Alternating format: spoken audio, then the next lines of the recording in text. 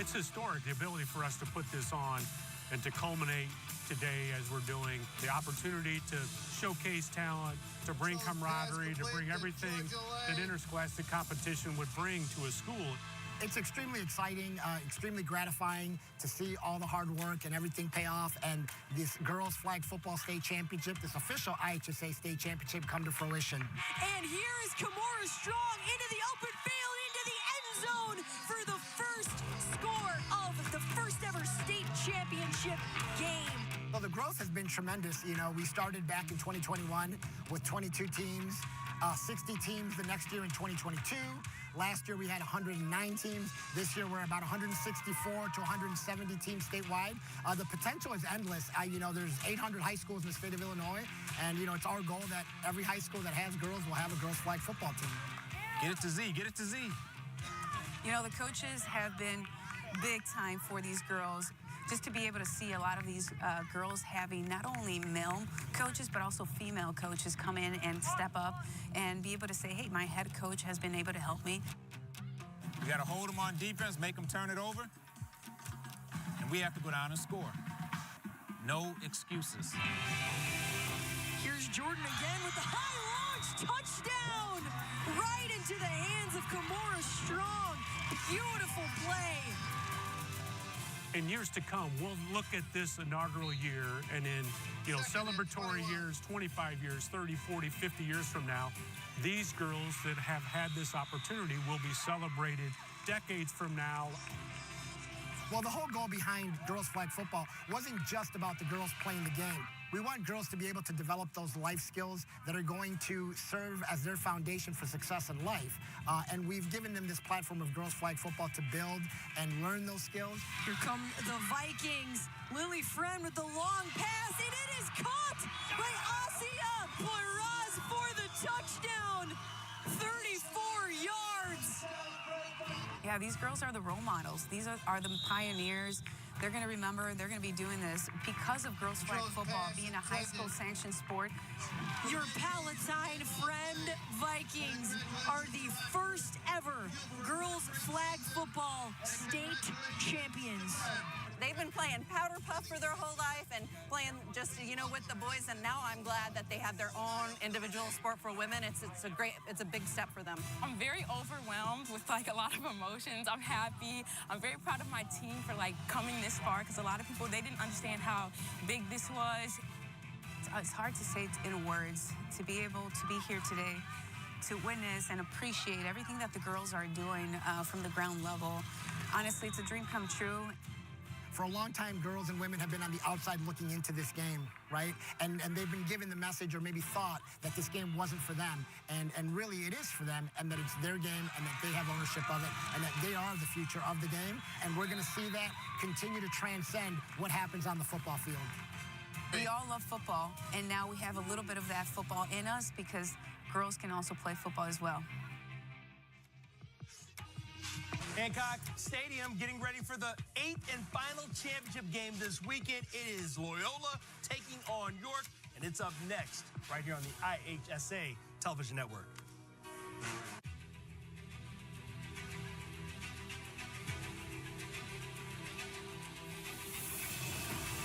We're going to need more fuel, a renewable way to get that fuel instead of relying on foreign countries for petroleum. We can just grow our own fuel. Our fields are literally full of energy.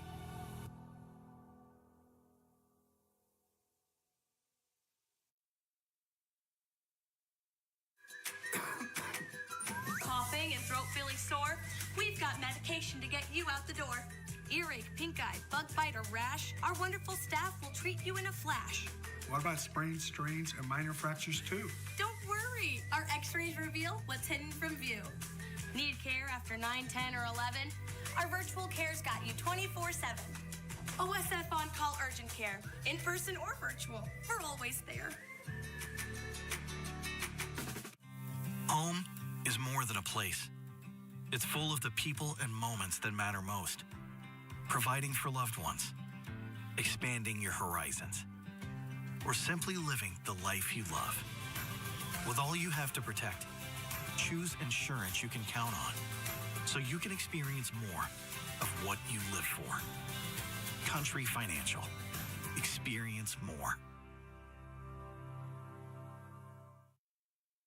Every year, the Whiffles family celebrates the season the best way they know how.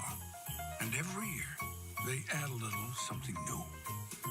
After all this time, you'd think all that extra work put into every last detail would get old.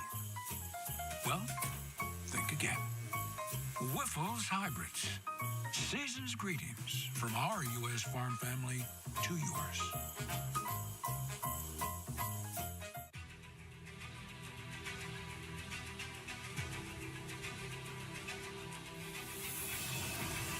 We're going to need more fuel. A renewable way to get that fuel instead of relying on foreign countries for petroleum. We can just grow our own fuel. Our fields are literally full of energy.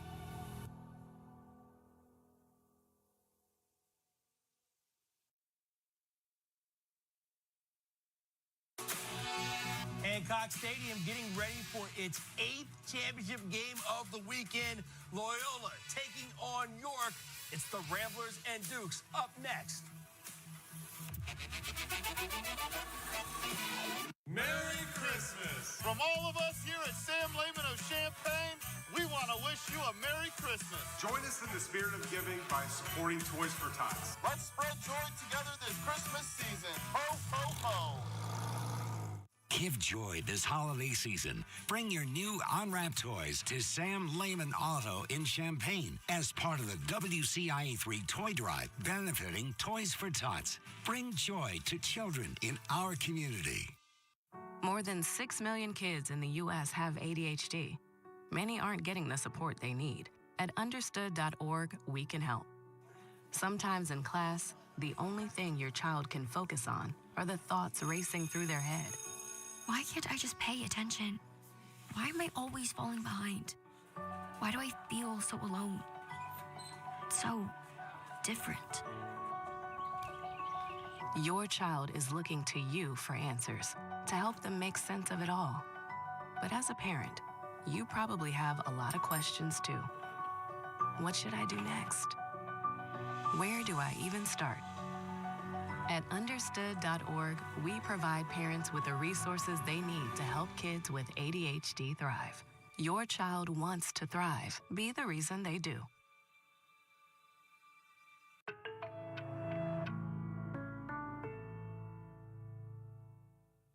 Best deal, the Jewelry Exchange Villa Park. Alongside Kenny McReynolds and Edgy Tim O'Halloran, I'm Marshall Harris here on our IHSA Television Network studios getting ready for the 8A state championship game. It is York. It is Loyola. Should be a good one. Should be a good one. And Loyola may be the best 12 seed that we've ever seen because they play that Catholic League Blue schedule. They're tough. Ryan Fitzgerald, their quarterback, is the star. And, of course, Drew McPherson is the Catholic League Blue most valuable player. He rushed for over 1,000 yards. Again, for the Dukes, it's Bruno Mazel. Let's start with Mazel. Really talented, two-way dual threat, run, throw, very talented. To me, can York play at their pace and not Loyola's pace? Mm-hmm. Loyola loves controlling tempo and pace of game. If I'm York, I'm busting all that up.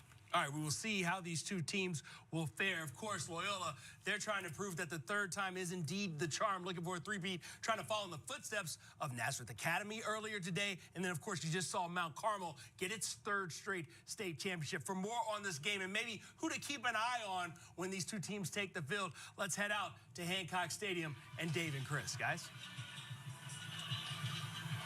Thanks, Marshall, Edgy, and Kenny. Glad to have you with us here. And I think you guys stole a little bit of our thunder because we've got a couple of players we'd like to talk about. We'll get Chris Hyland's perspective. First of all, it's going to be a different-looking quarterback than you saw in our 7A game. That was Jack Elliott. How about Bruno Massel from York? Well, he can do a little bit of everything, right? He's a 1,000-yard rusher at a quarterback position, as well as a 1,000-yard passer. He's really what makes this offense go for York. They're going to have the ball in his hands on every single snap. He has to have a tremendous game if they want to upset Loyola here tonight. Well, as Kenny just said, the player of the year, the Catholic Offensive Player of the Year for Loyola Academy. There he is, number 34, Drew McPherson. Yeah, we're going to talk a lot about Loyola's quarterback tonight, but it's really Drew McPherson in the backfield for Loyola that makes this thing go. They really like to rely on that big offensive line, run downhill with McPherson. He had over 1,000 yards this year for Loyola. Should be a great matchup against two great teams here tonight in 8A. Well, you mentioned it. We had to wait a couple of hours. Fine with us. Folks out there in the field, that was a long 2 hours. We're not going to wait any longer. We're going to send it back to Marshall, Edgy, and Kenny. Take it away, guys. And you guys won't have to wait until too long for kickoff because it's up next right here on the IHSA Television Network.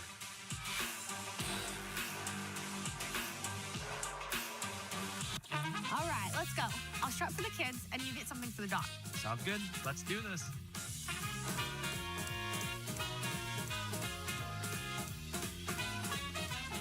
Whether you're shopping for gifts or something for yourself, Don't forget toys for the dog. rush in for Black Friday deals at Menards that everyone will love. Because when they're gone, they're gone. Save big money at Menards.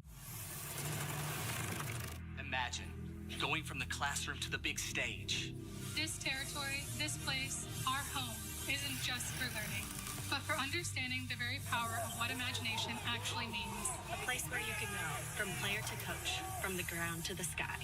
So close your eyes, envision the roar that is a spirit of thousands of Salukis. Capture this moment and go forward together. It's time for Christmas at Cantini. A time for laughter and joy. A time for cherished moments by coming together with the ones you love. Be awed by twinkling lights. Feel the thrill of gliding on ice. And enjoy the cozy warmth of s'mores by the fire. Cherish the moments together this holiday season at Christmas at Cantini. Get your tickets at cantini.org. The IHSA, committed to keeping student-athletes safe. Through educational initiatives and national partnerships, we're going the distance to develop safer protocols for our teams. Plus, we continue to improve scheduling and conditioning to reduce injuries from preseason through each state championship. 31 sports, 350,000 student-athletes, and one goal, player safety. The IHSA, the future plays here. You can call it the 8A State Championship game, or what we like to call it, IHSA After Dark. It's York and Loyola coming up next right here, ready for kickoff. Well, hey, Ken Loyola, bottle-up Massa, who was a track star, is going to be difficult. We talk about the Loyola line play. Can Joseph Reef and those guys up front go toe-to-toe at Loyola for 4 quarters? We'll find out. All right, 7 games down, just 1 left to go. Let's get it back out to Dave and Chris for kickoff in the 8A title game. Thank you very much, Marshall, and we are indeed ready to roll. We've talked about in this entire state playoffs and the finals here, we've got some familiarity. Same thing here with York and Loyola. Yeah, you're right. Loyola has beaten York the last 2 years, not here at the state title, but finally York has punched their ticket to the state title. They get their chance at revenge against Loyola tonight. This is going to be a really fun one to close out an unbelievable weekend of football here at Hancock Stadium. You know, and speaking of the York Dukes, as Chris said, just kind of getting over the hump for York. 3 straight trips to the semifinals, and now they get a chance right here to take the field in the state championship ball game. What an accomplishment for this group of players from York. They had to navigate an interesting road to get here to the state championship ball game. They end up with a big win, surprisingly big win over Edwardsville to get it started, dominated Oswego, took care of Warren, and then a tough-fought battle to win over Naperville Central. For Loyola Academy, this is a familiar turf. They started the season here against East St. Louis. They dropped that ball game. They've been here the last couple of years, not necessarily on this field. Last year was here at Hancock Stadium. They won the title the year before that. they won the state championship at the University of Illinois. So the Ramblers will look to do what Nazareth Academy and Mount Carmel have done before them, and that's win their third state title in a row. So the Ramblers set to take the field. This is how they got there. Big wins over Belleville East. A hard-fought game against Marist. Took care of Maine South. Then in a classic matchup with Lincoln Way East, eliminated the Griffins after falling behind in that ball game, came back to win. So it's Loyola back here to defend a state championship. We have the Class 8A championship coming up. It's the Ramblers from Loyola Academy. The Dukes from York is coming up next right here from Hancock Stadium. The IHSA Football State Championships are brought to you in part by Country Financial. Worry less and feel more confident with insurance designed to meet your specific needs. Visit countryfinancial.com to experience more today. Coughing and throat feeling sore? We've got medication to get you out the door. Earache, pink eye, bug bite, or rash? Our wonderful staff will treat you in a flash. What about sprains, strains, and minor fractures too? Don't worry. Our x-rays reveal what's hidden from view. Need care after 9, 10, or 11? Our virtual care's got you 24/7. OSF on-call urgent care, in person or virtual. We're always there. Every year, the Whiffles family celebrates the season the best way they know how. And every year, they add a little something new. After all this time, you'd think all that extra work put into every last detail would get old. Well, think again. Whiffles Hybrids. Season's greetings from our U.S. farm family to yours. Home is more than a place. It's full of the people and moments that matter most. Providing for loved ones, expanding your horizons, or simply living the life you love. With all you have to protect, choose insurance you can count on so you can experience more of what you live for. Country Financial. Experience more.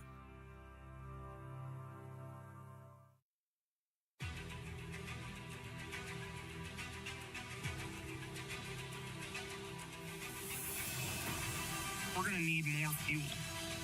A renewable way to get that fuel instead of relying on foreign countries for petroleum. We can just grow our own fuel. Our fields are literally full of energy.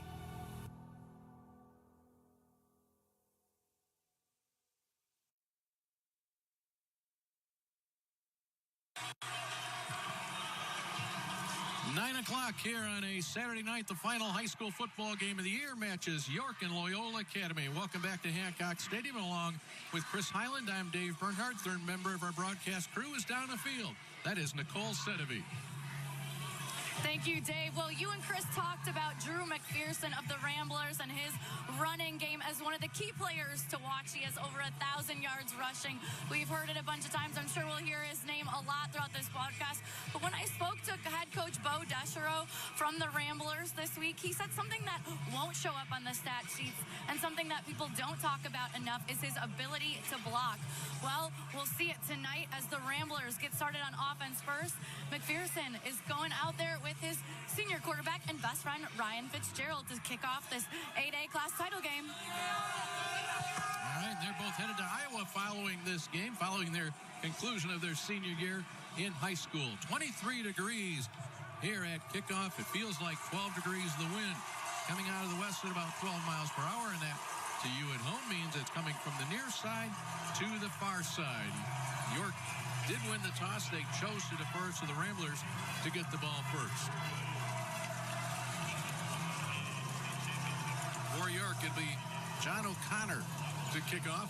Deep for the Ramblers, who have really come on strong this season. 11-2 on the season, but back deep it'll be Donovan Jordan. You're looking at him right there. Number one, he's headed to the University of Washington. We'll see him a lot in the secondary as well. So a long wait. John O'Connor will get this thing started. You can feel the energy in the building here. These guys are ready to go. They've been waiting a long time for their opportunity to shine here on the biggest stage in the state. And here we go. The 8A game about to get underway. This one is short. No fair catch called. And being buried immediately on the return. Loyola Academy, that was Zach Hollibar. Starting lineups tonight for this 8A championship game presented by OSF. Ryan Fitzgerald returns at quarterback. There is Drew McPherson. Great receivers, and Carlson, Kane, and Loftus along with Vradenberg. And on the offensive front, a huge offensive line led by Joey Herbert in the middle of that line, the center.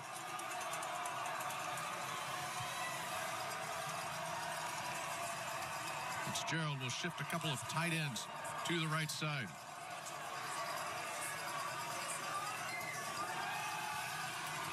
Teeks takes a hit, complete. Quick early catch from Will Carlson. And a penalty flag goes down on our first offensive play from scrimmage. It all goes downfield. 55 Loyola. It's a 5-yard penalty. We'll replay first down. The referee is Dave Bowman. Also in the crew with him, Josh Olson, Kenny Henshaw, Mark Jontry, and Kevin Copeland. An ineligible player downfield starts this, and for Loyola and Ryan Fitzgerald, it'll be 1st and 15.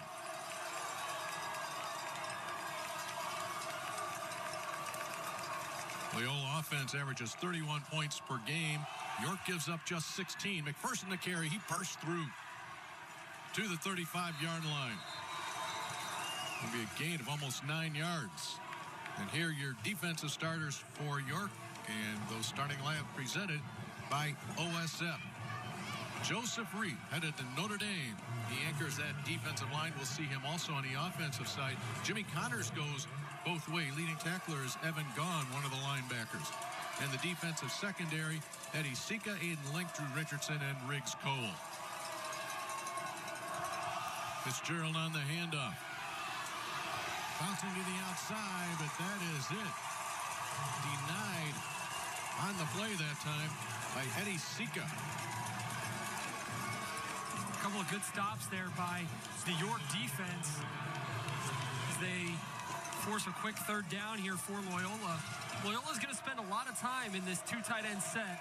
And why wouldn't you when you got two guys like that can lead block for Drew McPherson? Fitzgerald will move the ball a little bit with his legs. We'll see if they give it to him here on third down.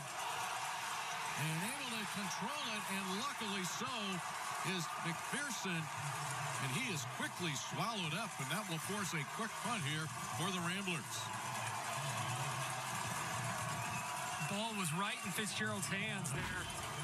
Just popped out on the exchange.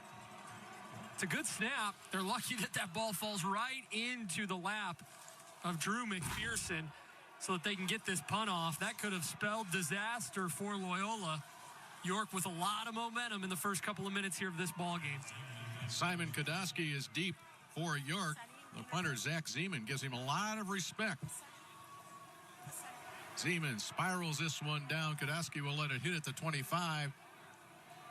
Make a pretty good roll there for Loyola. And the York Dukes will bring their offense on the field, and they will start inside their own 20-yard line. Starting lineups for York. And, of course, your lineups presented by OSF. We talked about Bruno Masso. There's Jimmy Connors going both ways. Fitton Helm, along with Hunter Stepanek. Stepanek is a two-way player as well for the Dukes. And up front, Jack Bodak anchors that offensive line. And on the right side, there you see Joseph Reef. So Bruno Massel.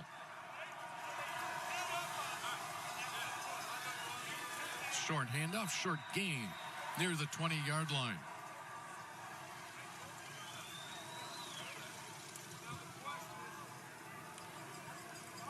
Loyola Academy started the season 1-2. A loss to East St. Louis right here on this field, 34-7. East St. Louis, of course, winning the 6A title. And then in game 3, fell 35-21 to Wheaton St. Francis. That's when Ryan Fitzgerald was injured.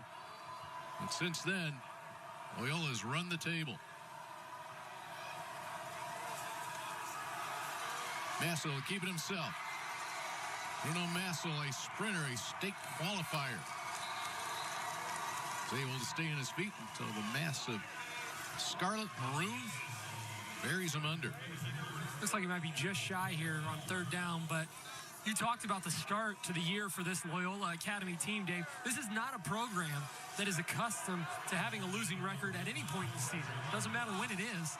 And for them to go 1-2, and then the run that they have pulled off has been incredible to see, especially the injuries they've battled through. This team has really come together at the right time, and they're playing their best football right now. Undefeated state champions a year ago. To the outside, there's room to go. To the 40-yard line, still his feet at the 50. Down to the 40. On the move is Connors, and it's a 74-yard touchdown run. Jimmy Connors. And York strikes first.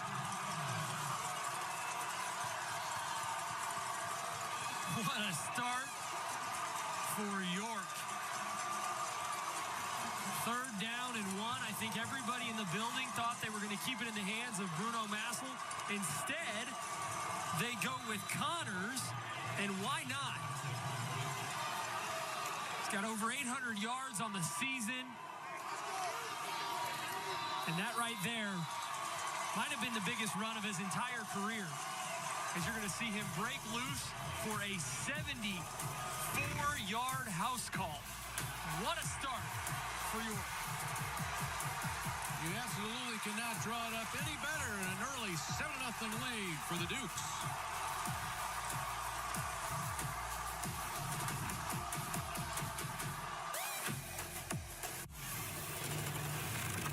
Imagine going from the classroom to the big stage.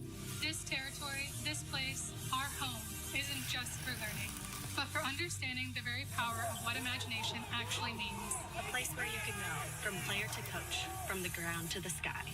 So close your eyes, envision the roar that is a spirit of thousands of Salukis. Capture this moment and go forward together. All right, let's go. I'll strap for the kids, and you get something for the dog. Sounds good. Let's do this.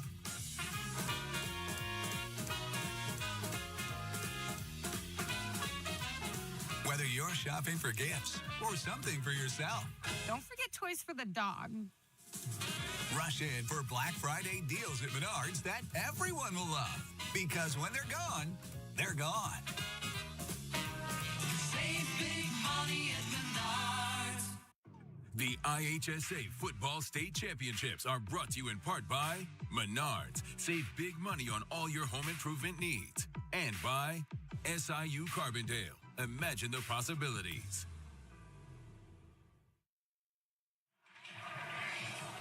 Don Gelsomino, the head coach in his first year at York as the head coach, happy what he has seen, and this is what he saw just moments ago.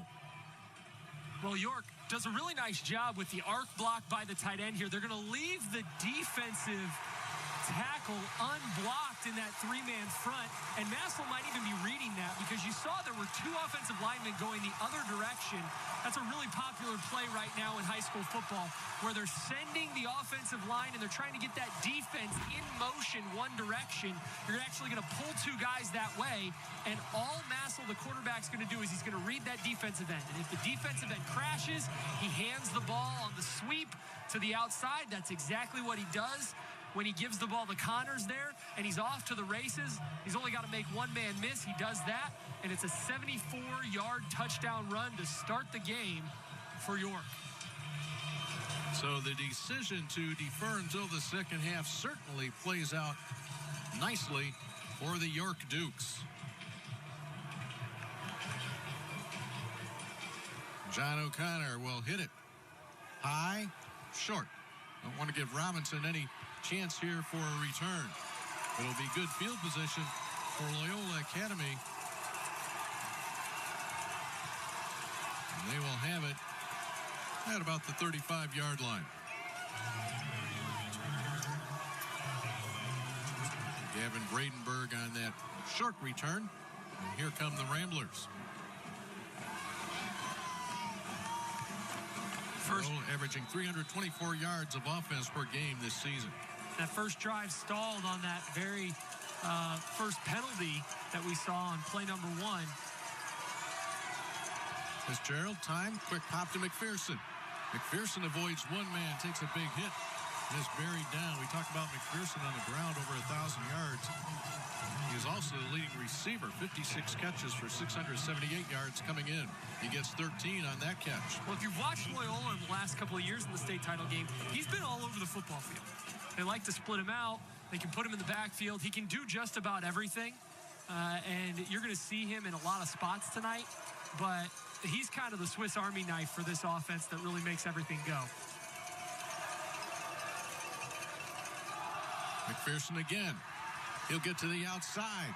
Angles nicely to the sideline. Tiptoes his way along there, and they will put this down at the 41-yard line in York territory.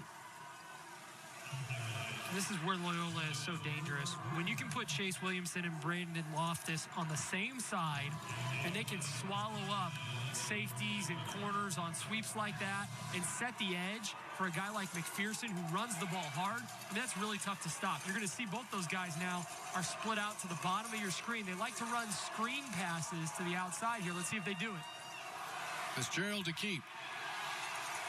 He is grabbed from behind, dragged down after a pickup of about 3 yards. That was Joe Reef that just bear hugged him down. Yeah, that looked to be like a little bit of a run pass option there where they could have thrown the screen. Instead, Fitzgerald decides to take it himself. Keys to the game are brought to you by Southern Illinois University Carbondale. Imagine the possibilities. Well, if you're York, you want to try and control the clock and play keep away from Loyola if you can. They got a good offense. You know they're going to score. But if York can control time of possession in this game, I think they have a good chance to win. If you're Loyola, you got to stay on schedule. Fitzgerald, good patience out there. And Dave, if I can continue on that, what does it mean to stay on schedule? It means that you got to get yourself into second and third down and manageable. You don't want to play from behind the chains too much, because then you allow York to really pin their ears back, get pressure on the quarterback, and also they can also try and sit back in their zone defense that they like to play. So that's what Loyola has to do offensively, is continue to move the ball with McPherson, stay on schedule if he can. And last catch by Gavin Vradenberg. His dad, Tyler, is the offensive coordinator for the Ramblers. McPherson in the Wildcat. He's able to pick his holes. Inside the 25 to the 20, still churning forward down to about the 18-yard line. So McPherson and the Wildcat, Fitzgerald was split wide to the left, and that's not a bad man to have downfield blocking for you.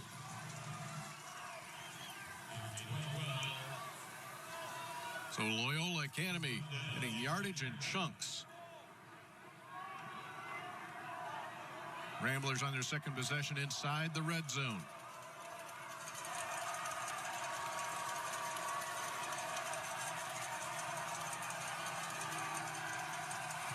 Fitzgerald looking to the corner of the end zone. Touchdown. Will Carlson for 18 yards from Ryan Fitzgerald. And the Ramblers an extra point away from tying it up.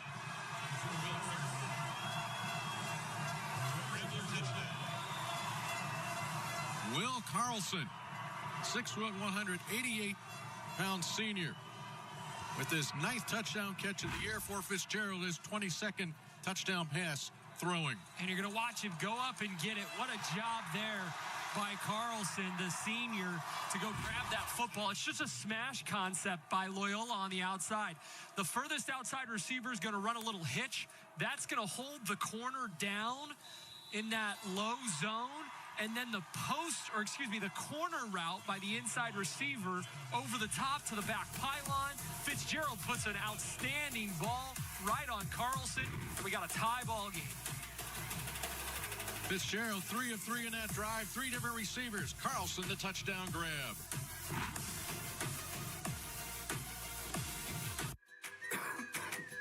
Coughing and throat feeling sore? We've got medication to get you out the door. Earache, pink eye, bug bite, or rash? Our wonderful staff will treat you in a flash. What about sprains, strains, and minor fractures too? Don't worry. Our x-rays reveal what's hidden from view. Need care after 9, 10, or 11? Our virtual care's got you 24/7. OSF on-call urgent care. In person or virtual. We're always there.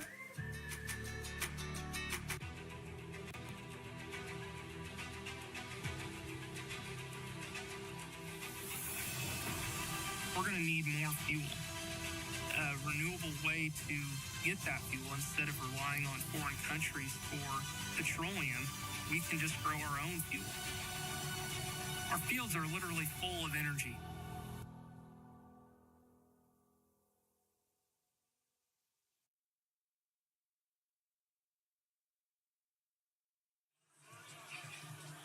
Now, we said both teams, as well as both fan bases, had to wait a while for this game to start, 2 hours after their scheduled kickoff time. But here's the road to normal. And it's brought to you by the Illinois State Police. Integrity, service, pride. York hails from Elmhurst, western suburb of Chicago, and for Loyola Academy up on the North Shore. Ramblers from Wilmette, they are in Cook County. They have that longer journey down here to Hancock Stadium, a trip they made last year en route to a state championship.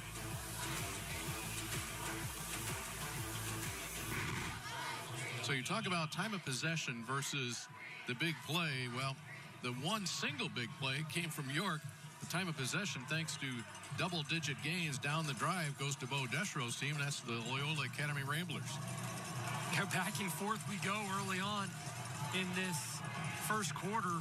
We just saw 89 points in the 7A game. We might see a high-scoring game here as well if the defenses don't make a couple of adjustments after those first few drives by each team. Zach Zeman does all the kicking. Didn't start kicking until his freshman year. He actually tried out as a linebacker. That didn't work out, so he became a kicker. And Fenton Helm is deep for York, standing right on the goal line. And he will not get a chance. Good leg there from Zeman. Sends it into the end zone, and York will start from the 20. It was such a quick offensive possession. The last time York had the ball, we didn't get a chance to give you the defensive starters. Those starting lineups are presented by OSF. Tommy Ghislandi headed to Army in the middle of that, along with Kai Kalka. And for the linebackers, always a good bunch. How about this? Charlie Daly, John Baum, and Gavin King. The secondary, we already mentioned Donovan Robinson, headed to University of Washington, along with Charlie Pryor, anchors that secondary. York on the ground, no gain on first down. Bruno Massel has thrown for almost 1,100 yards. Actually, he's thrown for almost 1,500 yards. He's rushed for 1,100. So you talk about total offense, he can do it a couple of different ways. On the carry that time was Henry Duda. Duda's second leading ground carrier, over 1,000 yards. So two 1,000-yard rushers in this York lineup. Massel will fire. Low shot. It is complete in bounds. He completes it to Jack Birnbaum. That was a rocket that he threw in there. Nice job there by Bruno Massel. You see their head coach there, Don Gelsomino. Gelsomino, the defensive coordinator, he admits he talks to the defense during moments like this, but if he hears something going on or somebody tells him something, he quickly spins around and manages the ball game from that angle. Very confident in his fellow defensive assistants to take care of any business. Massel will look to get to the outside, looking to squirt through. Can't quite get there, but he'll get across the 35-yard line. That'll be good enough for a first down. Boy, anytime you get Bruno Massel in any type of open space, he's a danger to go all the way. Three-time state qualifier, and that's in multiple events. Runs a 4.43.40, part of the 4x100 state finalist relay team. You know, how about Massel? The first three playoff games, he rushed for over 170 yards and scored 11 total touchdowns in those three games. This time he will give it off. Tommy Ghislandi, number 18. Will wrap him up. And there's Bo Deschro. How about that record for Deschro? Perfect record last year in his first season as the head coach, taking over from John Holisek.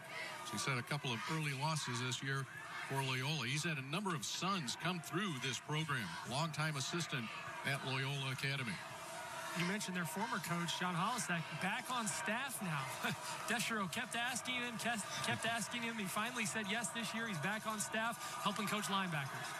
Massel squirts through, nearly breaks it. He gets out to the 48-yard line. That should be enough for a first down.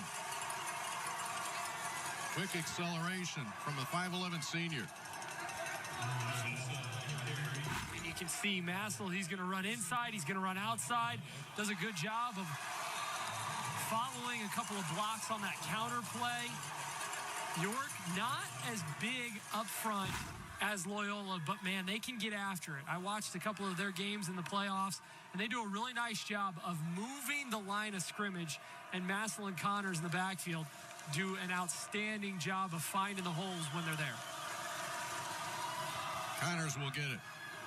Tries to pick his hole, is able to cross midfield. I mean, that's a 4 or 5 yard gain there, but what that shows is how patient he can be behind that big offensive line. Really nice job. A couple of them slow to get up front. But if they can continue to get 4 or 5 a carry and they can control the clock like we talked about and keep Loyola's offense on the sideline, York is going to have a chance to pull this one out in the end. Coming up on 3 minutes to play in the first quarter. York scored on his first possession on the long run by Connors. Massel will keep it. Massel to the 40-yard line. To the near sideline. Shoved out of bounds. Charlie Daly knocks Bruno Massel out of bounds, but not before he gets all the way down to the 28-yard line for a 21-yard pickup. I mean, when you see Bruno Massel, he's 5'11", 190 pounds. He doesn't look like the kind of guy that's going to make guys miss or is going to have guys bounce off of him, but that's exactly what happens there. As you see, Loyola had a man right there for a 2-yard loss, and they just can't bring Massel down. He's quick, he's got good lateral movement, and when he needs to, he can push defenders off of him. That's why he's had such a tremendous season leading this York offense. First 9 minutes of the game, York has rushed for 127 yards. And now 128 after a short pickup by Massel.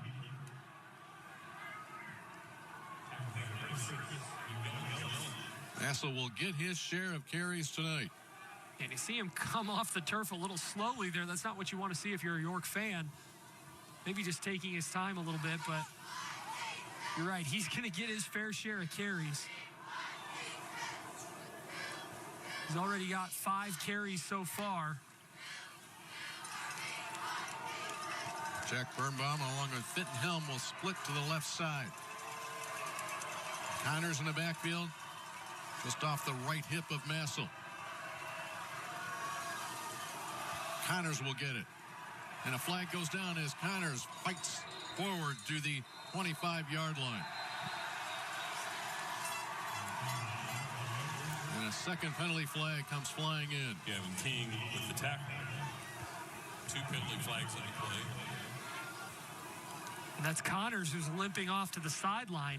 He's going to go to the training table and get looked at. Not sure what it is, ankle, foot, but he's hobbling right now. There are 2 fouls on the play, both on the offense. We have illegal formation, 5 men in the backfield on York. After the play's over with, we have a dead ball, personal foul on 17. Both penalties will be enforced. We'll replay the down. It'll be second down. That is a 20-yard difference. And we'll walk it all the way back. And there is 34, Jimmy Connors. Now, that would be a loss in more ways than one. Connors, of course, great running back, but also outstanding defensive player for this Dukes team. Yeah, it was his ankle that he's getting checked out. Looks like they might try and tape it up and see if he can't get back out there. But right now, York's got bigger problems on their hands as they are second and way behind the chains here. I'm going to say, what, is it second and have they updated the board yet? No, second and they're still 29? Second down and 29. Not a position that York wants to be in, and now a delay of game penalty. How about that? Now 25 yards from that very last play. So 5 yards, 15 yards, and another 5-yard penalty, and we're on the other side of the 50-yard line right now.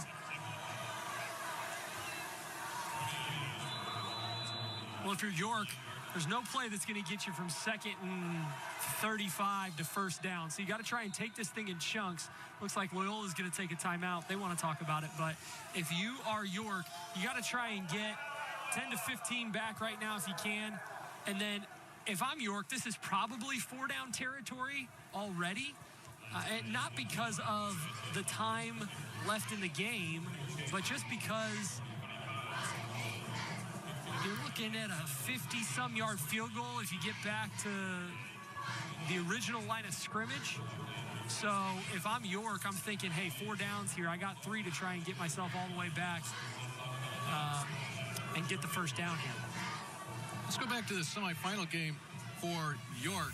Playing Naperville Central, leading 20-13 with 10 seconds left. 4th down and a yard. Bruno Massel hightails it back 43 yards. He's going to take the safety here, but watch what he does when he gets in the end zone. Still trying to wind that clock down, and it goes to 0 right there, and York heads to the state championship ball game for the first time. So that definitely hurts Bruno Massel's rushing yardage. 43 yards and a safety, and one of the most unusual ways you will see a state playoff game end. That's just good coaching there. That's something that teams practice. Good teams practice on a weekly basis. They do those things. They know to use the clock to their advantage. And I think Massel would take another 43-yard loss if it meant he gets a state title tonight. So I wouldn't be surprised if they try and dial that up again if they're in the same situation. He needs to get 34 yards to the south, and he'll make that first completion back into Loyola territory. And there's the distance that you were asking for, Simon Kodowski, on that reception. That's all you needed. That's all you needed right there. You needed a 12 to 14-yard gain. Yeah, it's still 3rd and 18, but it's way more manageable, right? And again, you're trying to think if you get another 8 to 10 here, you're probably in 4-down territory. I know that that's probably what the coaches are thinking on the sideline. So what can you do to dial up something similar to that? Connor's still on the sideline, so is the ball going to stay in Massel's hand on a run, or are you going to try and find one of these one-on-one matchups on the outside that you like? Henry Duda in the backfield, 1,000-yard rusher. Let's see how Massel plays this one. He'll keep it. Massel grabbed and wrapped up. I believe that was Gislandi again. They've tried to leave Gislandi unblocked a couple of different times with a few different concepts. One inside run like that, that's kind of a sweep option look where you can run underneath the unblocked defender, or you've got that spy look or that sweep look that I talked about where you run outside of that unblocked defender. And really, you're going to have a lot more success if you're going to go Gislandi's way, if you're going to try and run around him as opposed to running right at him. He's going to Army for a reason. And if I was York, I'd stay away from his side of the football as much as I can. So here's your 4-down territory as you called a couple of plays ago. Massel stands, launches it deep, battle for the ball. Did he get it in bounds? He did not. Fenton Helm, what a great effort. Or was that intercepted? No, they're going to say that it's an incomplete pass out of bounds. All right. But since it was 4th down, it's going to be Loyola ball. So better that it wasn't intercepted if you're Loyola. But man, that one looked really close. We're going to get a look at it up here in the booth. Oh man, it might have been the right call. Half of that foot may have been on the white. The other half may have landed in the green. Too close to call from up here. But the official was right on it, so you have to believe that he had the right call on the field. What a turn of events that would have been had York come down with that football inside the 5. Instead, Loyola takes over possession. Those 25 yards and penalty really hurt the Dukes, but their defense comes up strong. Only a 1-yard gain for Loyola Academy, and that closes out the first quarter of our 8A championship ball game. Touchdown apiece, a 74-yard run from Jimmy Connors, and then the touchdown pass from Fitzgerald to Carlson. We're tied at 7 after 1.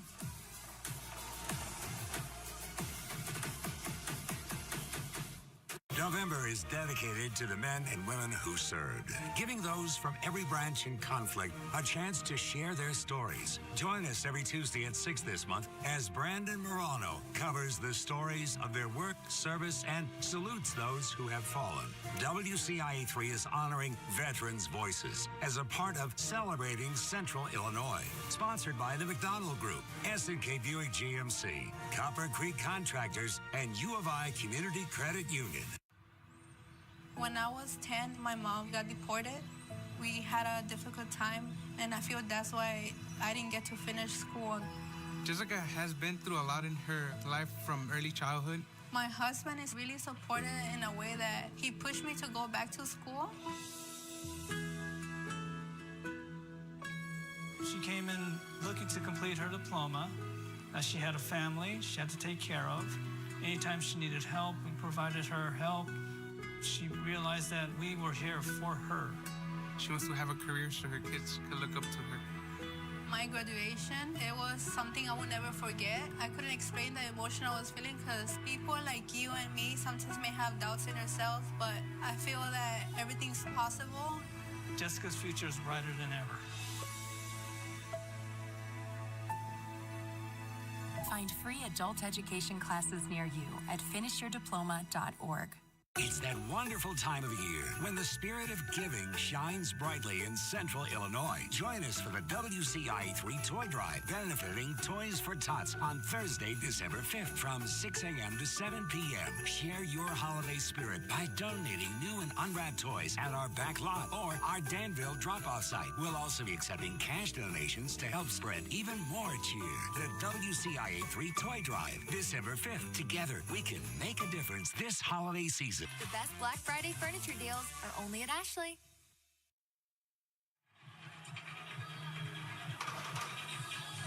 Entertaining first quarter here at Hancock Stadium. One of the big plays, nearly a huge play, was a pass down to Fenton Helm. Now, talk about an official being right on the money. Yep, there's Helm's foot out of bounds. Great catch, great call. Yeah, it's a game of inches. If he comes down with that ball inbounds, York's inside the 5-yard line with a chance to punch it in and take the lead. Instead, the ball goes over to Loyola, and they're already on the opposite side of the 50-yard line here as we take a look at Connors back in the football game. You see that ankle fully taped up now. He came off limping. You can see him still favoring that ankle as he walks onto the field on defense. But he came off the field on offense. They took a look at the ankle. Looks like he's going to be okay and get back out there, but that's a crucial injury for York early in this ballgame. Well, Jimmy Connors goes into every game knowing he's going to get about 100 plays as he goes both ways. You don't see that too often in 8A football.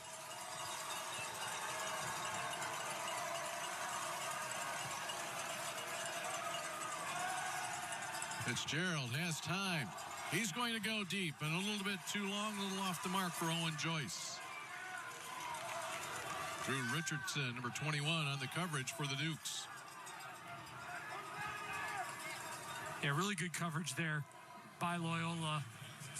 They took a tight end out of the backfield and the 2 wide receivers and ran them all on vertical routes down the field to try and space out that York defense. And they did a nice job running with all 3 of them, step for step. And Fitzgerald's ball just too far out of the reach. Brings up a big 3rd down already in this game. Fitzgerald's first incompletion of this game comes on the first play of the second quarter. He'll throw again. This floats out a little bit too high once again for Joyce. And once again, Richardson right there. York defense, maybe underrated a little bit this year, only giving up 16 points per game. They had a tough little stretch. They were beaten by Downers Grove North the 6th week of the season, 35-14. And after defeating Glenbard West, fell to Lions, the eventual conference champion, 24-7. And Downers Grove North game was, you know, you hate to use the expression a wake-up call, but it really humbled York. And obviously they get past the semifinals and here into the championship game, tied at 7 with your defending state champs. Yeah, they got a ton of belief, this team does, and the way this first quarter has gone, I mean, they're right in this football game, exactly where they want to be. They've got a lot of momentum. They brought a really great crowd. They're feeding off that energy. And their offense is playing well so far. Loyola Academy looking to join Nazareth Academy of Mount Carmel, winning 3 state championships here. The first 2 in this little run. This was in 2022 against Lincoln Way East. That was played at University of Illinois. And the Ramblers come out victors, 13-3 over Lincoln Way East. And then a repeat performance. Same 2 teams, same result. That one, a victory for Loyola as Massel will get out to the 29-yard line. In fact, that rivalry, how about that rivalry with Lincoln Way East? That's who they beat. Loyola beat in the semifinals. Loyola winning the last 2 years in the title game. They've eliminated Lincoln Way East for 4 straight years. In fact, the last 5 meetings, they have met each other 5 of the last 6 playoffs.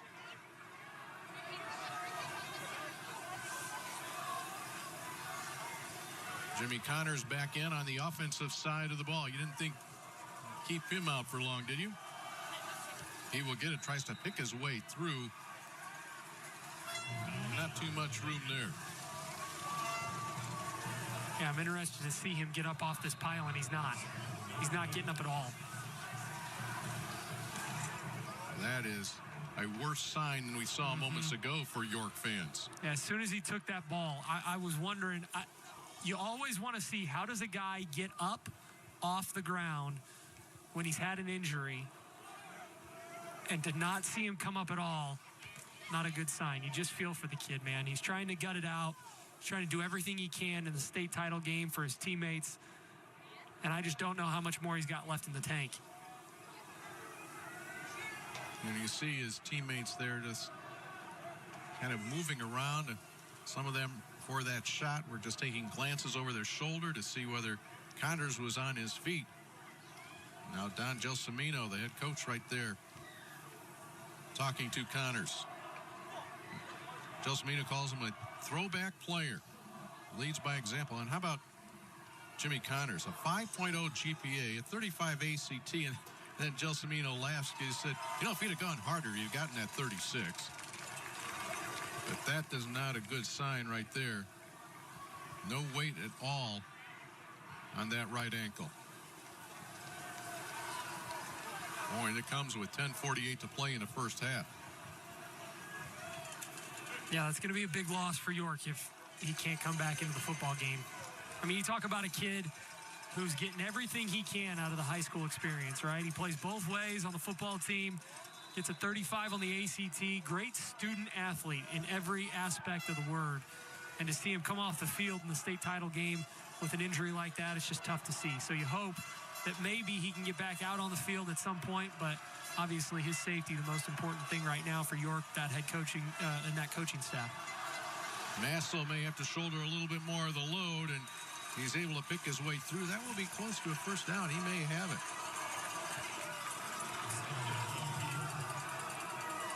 You know, you talk about Massel and Connors. Gelsomino singled both of them out as many of the players, a couple of the many players that do every volunteer event. Massel will be a little bit short. Really interesting decision here at the 33-yard line. I think you got to go for it, but I mean, it looks like on the other side, the side we're looking at, it looks like that ball is at the line to gain, but on this side, the official chains say that he's about 6 or 8 inches short. And that's how much he needs for the first down. Well, it's going to be an easier decision now because York just jumped off sides. I don't think that was the intention. I think it was to go the other way. So the offensive unit leaves. Head ball, false start, number 17, York. It's a 5-yard penalty. It remains 4th down. Brennan Kennedy will come on to punt. Here's a look at that play. It was Fitton Helm, and I thought they might actually get away with it because I thought maybe if he just moved out and motioned out a little bit like he was shifting, maybe the official would have let it slide, but he knew he was caught as soon as he flinched, and that makes it an easy decision for Coach Gelsomino. Kennedy picks up that low snap, and this one pretty much goes straight up in the air. It's a knuckleball. Almost hits a Loyola player. And maybe it did. I think the Ramblers are on top of it. That ball just knuckled in the air, floated, but it'll be good position for the Ramblers. It looks like that could have maybe touched two different Loyola Ramblers. Not sure if it did touch the first one, but then in Loyola's haste to try and get on top of the ball, it looks like another one grazes it. I can't tell if anybody touches it there, but it's certainly the second time that ball is live. It was Donovan Robinson who came up and tried to fall on that football, and at that point he muffs it, and it's definitely a live ball. So Loyola fortunate to get out of there with possession, and they've got it on the York side of the 50-yard line. Mickey Maher was the one that fell on the ball. And the offensive unit comes on. Joey Herbert, the center, leading the way. I'm just waiting for Brandon Loftus to make a big play for this Loyola team. He's been open a couple times. Let's see if Fitzgerald can find him. Loftus, 6'7" tight end. Deep down the left side. Coverage. The completion. Gavin Vredenberg stayed right with it. What great concentration to see it in his hands. All the way down to the 12-yard line. Yeah, 36 yards. What a catch by Brandenburg, and what an even better throw by Fitzgerald to place that ball where only his wide receiver can get to it. I mean, this ball's a mile in the air, and it falls perfectly into the hands of Brandenburg, the senior wide receiver. Really nice job there by both seniors on that connection to get Loyola into the red zone. McPherson gets it around the left side, plants his foot, cuts up inside. He's going to go in. 12-yard touchdown run for Drew McPherson, and Loyola goes back on top.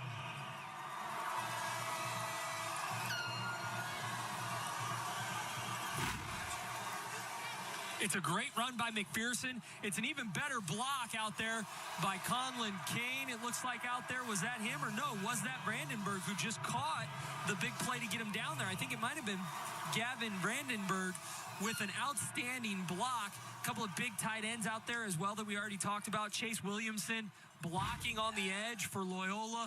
And when McPherson turns the corner, he's as good as any back in the entire state.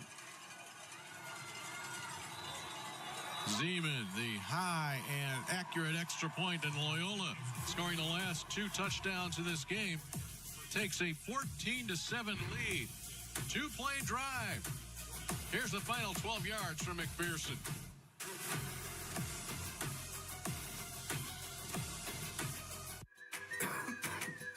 Coughing and throat feeling sore? We've got medication to get you out the door. Earache, pink eye, bug bite, or rash? Our wonderful staff will treat you in a flash. What about sprains, strains, and minor fractures too? Don't worry. Our x-rays reveal what's hidden from view. Need care after 9, 10, or 11? Our virtual care's got you 24/7. OSF on-call urgent care. In person or virtual. We're always there.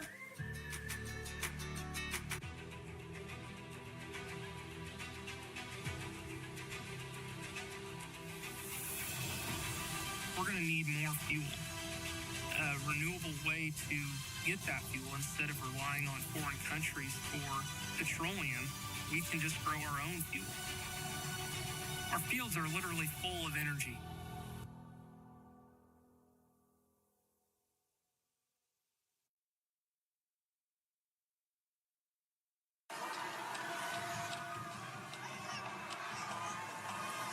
Back at Hancock Stadium, it's been a busy day here the last 2 days. Today we started with 5A football. Every game a championship ball game. Here in the IHSA State Finals, 50th anniversary of those finals. This is how it looked. Nazareth Academy holds on literally in the final 10 seconds, denying a two-point conversion attempt from Joliet Catholic for a 29-27 win.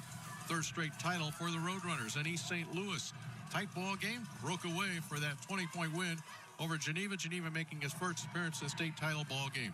Mount Carmel and Batavia was a shootout in the first half, and then Mount Carmel pulls away in the second half, 6:55 on the board. See the Loyola score. Ramblers just taking that 7-point lead.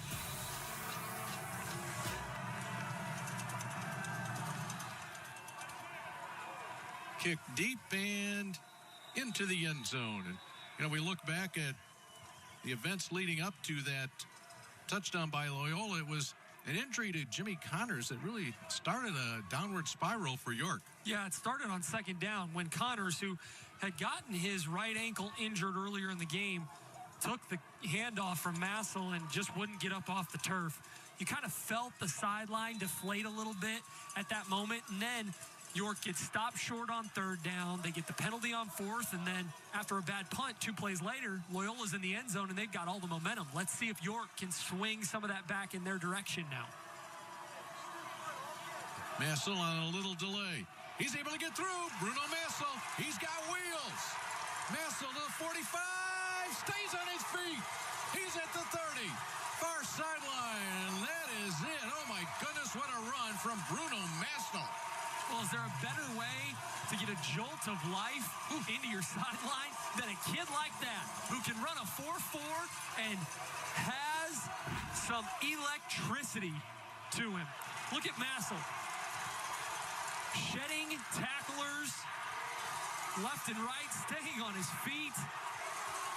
I mean, what a job by the senior quarterback. 56 yards on that run to the 24-yard line of Loyola Academy. You mentioned it, Dave, earlier when Connors went down. Massel was going to have to shoulder a lot of the load, and he does just that on the very first carry of this drive. Able to give it to Duda. Almost ran out of an ankle tackle. Duda's going to play a huge role in the rest of this game, though, because he's a 1,000-yard rusher as well. So they got to start to get him going. Okay, he's a little bit of a different back than Connors. But if they can get Duda going in this game, I mean, watch out, because York has some firepower on the offensive side. When they can find the right hole, these guys can get up and go, and there's very few people in the state who can catch them. Massel to keep to the outside. Waits on a block, gets it, drives forward. Not just speed, but strength for Bruno Massel.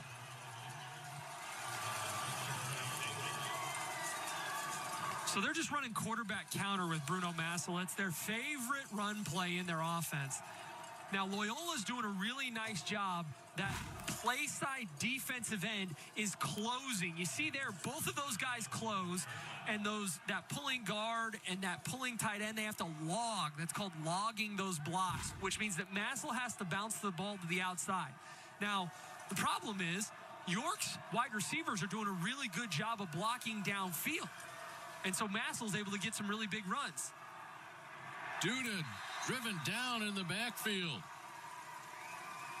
Loyola coming hard, penetration. Eddie Kurtzwell.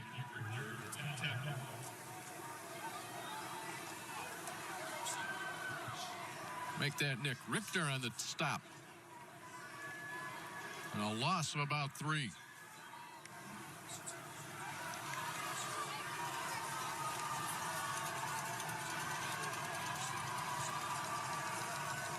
Second down and 12.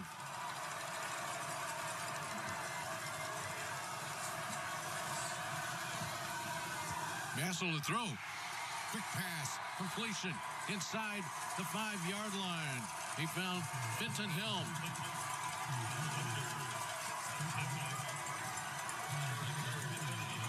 Make that the tight end, Hunter Stepanek. Yeah, it was the tight end from that slot position. Looks like a little bit of a run-pass option maybe for Massel.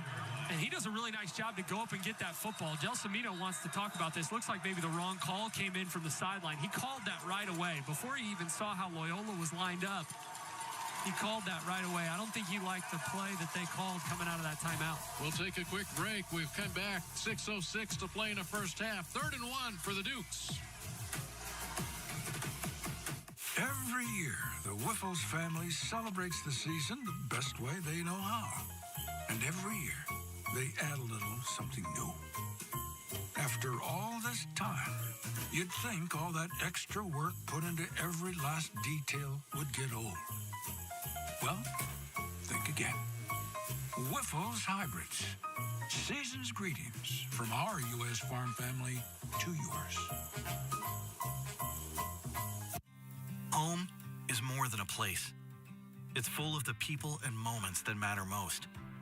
Providing for loved ones, expanding your horizons, or simply living the life you love. With all you have to protect, choose insurance you can count on so you can experience more of what you live for. Country Financial. Experience more.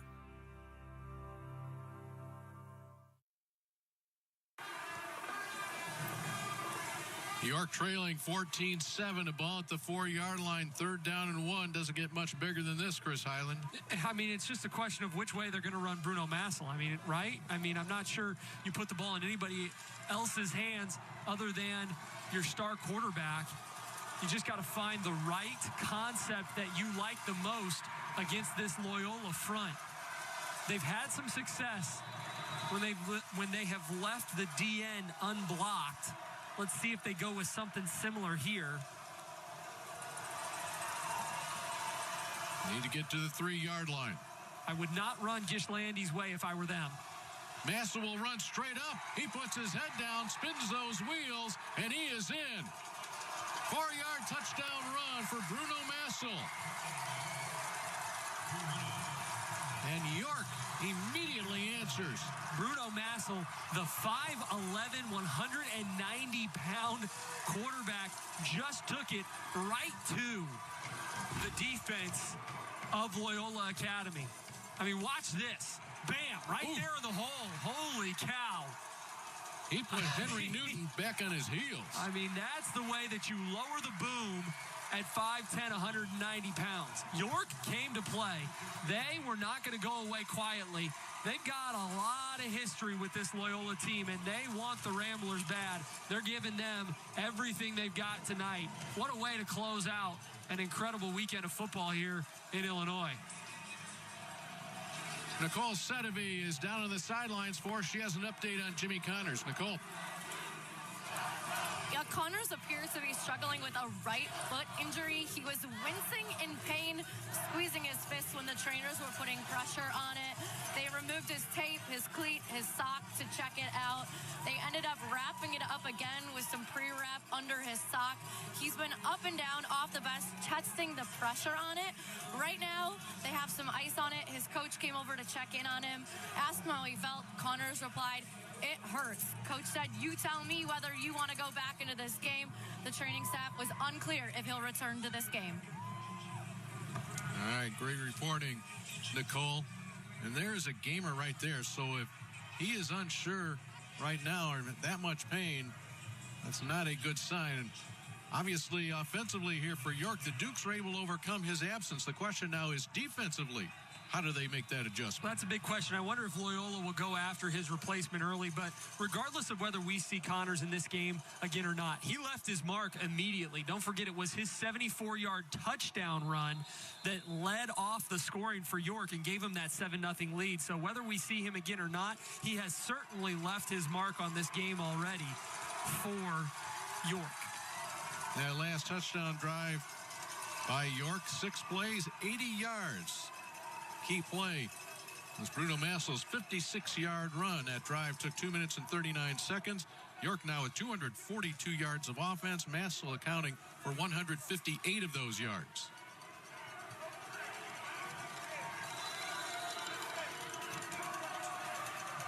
York scoring first this game. The next 2 touchdowns came from Loyola Academy. And then the Dukes put another one on the board. Fitzgerald pumps, throws deep, a little too long. Double coverage on the far side. They were looking for Gavin Bradenberg. York, I don't think, is going to let Bradenberg beat them again. That was double coverage that time. He was the only wide receiver to the top of your screen. And so they knew he was headed that way. On the double move, they did a nice job to put 2 defenders over the top of him and make sure that Fitzgerald couldn't find his favorite target. Number 25, Eddie Sika, one of the players on coverage that time. It's 2nd down and 10. We're past the midway point of the second quarter. Give to McPherson. Here he comes. There's some room if he can get a block. And he'll be gang tackled down, but not before he fights and gets to the 45-yard line. 18-yard run for Drew McPherson and a first down for the Ramblers. I mean, that gain is all on McPherson. That run is designed to go to the left. It's just a counter play. They're going to lead with a guard and with Loftus out of the backfield. And when he sees that there's no hole there, look at him change direction. Look at the jump cut right here. Nice job by McPherson to change direction, get downhill, and get the first down. Time for Fitzgerald. Now he sees an opening. He's able to fight and bang and physical his way up into York territory. That was a hard-earned 8 yards. Yeah, it was the first time that York's gotten a little bit of pressure on him and made him move off of his spot. Now, he had a hamstring injury earlier in the year, so it's been hit or miss on whether or not he's been able to make those plays with his legs throughout this playoffs, but you can see Fitzgerald there looks to be fully healthy, and Coach Deschereaux pointed that out earlier in the week when we talked to him that, yeah, he feels like finally his senior quarterback is at full strength. And set his team up for a second down and short. Straight run from Fitzgerald. And he will have the first down.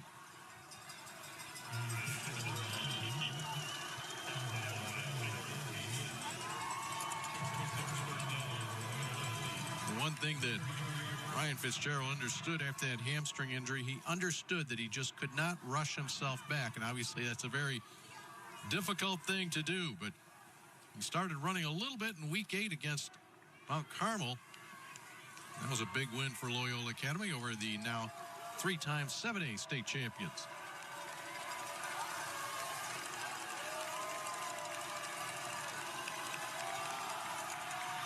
Here comes McPherson again. The race to the edge. McPherson will get to the 20-yard line.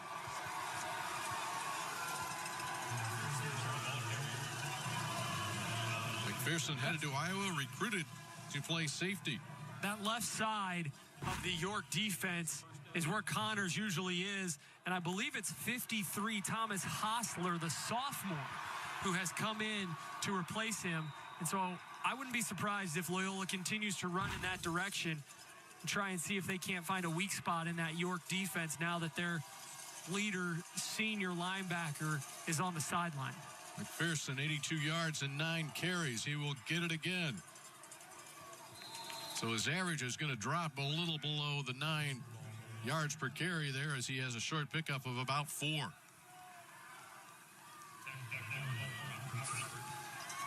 Clock heading to 3:30.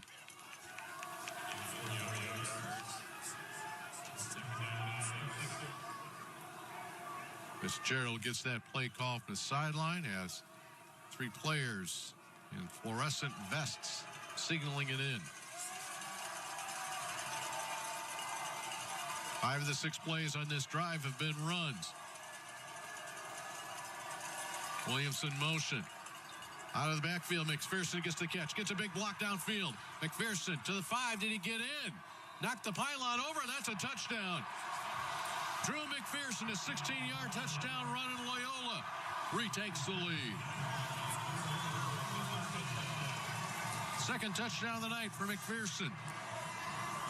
So the Ramblers had Loftus in the game in the backfield, and their other big tight end, Chase Williamson, is out, split out, and when he motions in like that, that's a tell or a tendency from Loyola that they're going to do one of 2 things. They're either going to run that screen play, that swing pass to McPherson, or they are going to hand the ball to him on a sweep.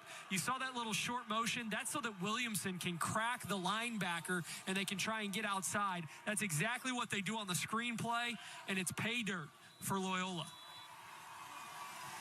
3 touchdowns for the Ramblers, 2 in this quarter, 3 extra points, 21-14 with just under 3 minutes to play. Drew McPherson, his second touchdown of the night, and here it is.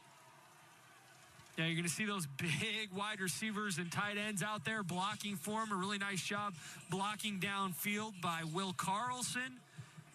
And he kicks the pylon over for 6. Nice job by Loyola to respond after a big drive from York tied the ball game. Second touchdown pass for Fitzgerald as Loyola capitalizes in the red zone. They are perfect in 3 attempts once they get inside the 20.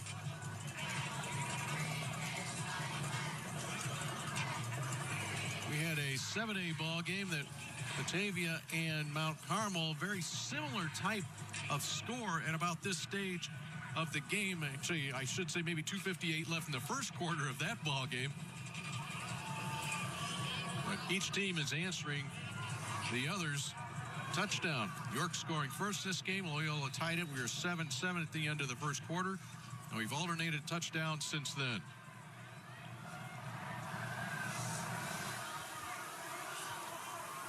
Zeman has put 2 in the end zone. This one will come up just a little bit short of the end zone.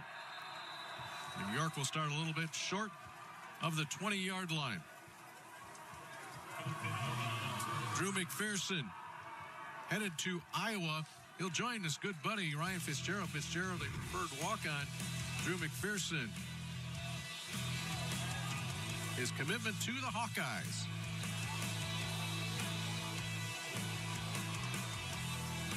There you go, the 2 good buddies right there, University of Iowa.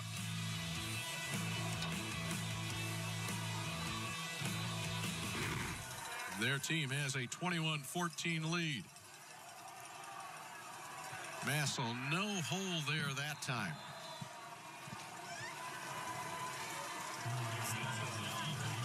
Curious to see what defensive changes and adjustments Loyola has made here, because now you know this is not good either if Massel's going to be slow to get up off the turf. But what adjustments has Loyola made, because now you can key on Massel a little bit more with Connors out of the game. I mean, he's the only one that's really hurt them so far. He's got 127 on the ground and 32 through the air. He's their entire offense pretty much so far. Let's see what Loyola does to bottle him up.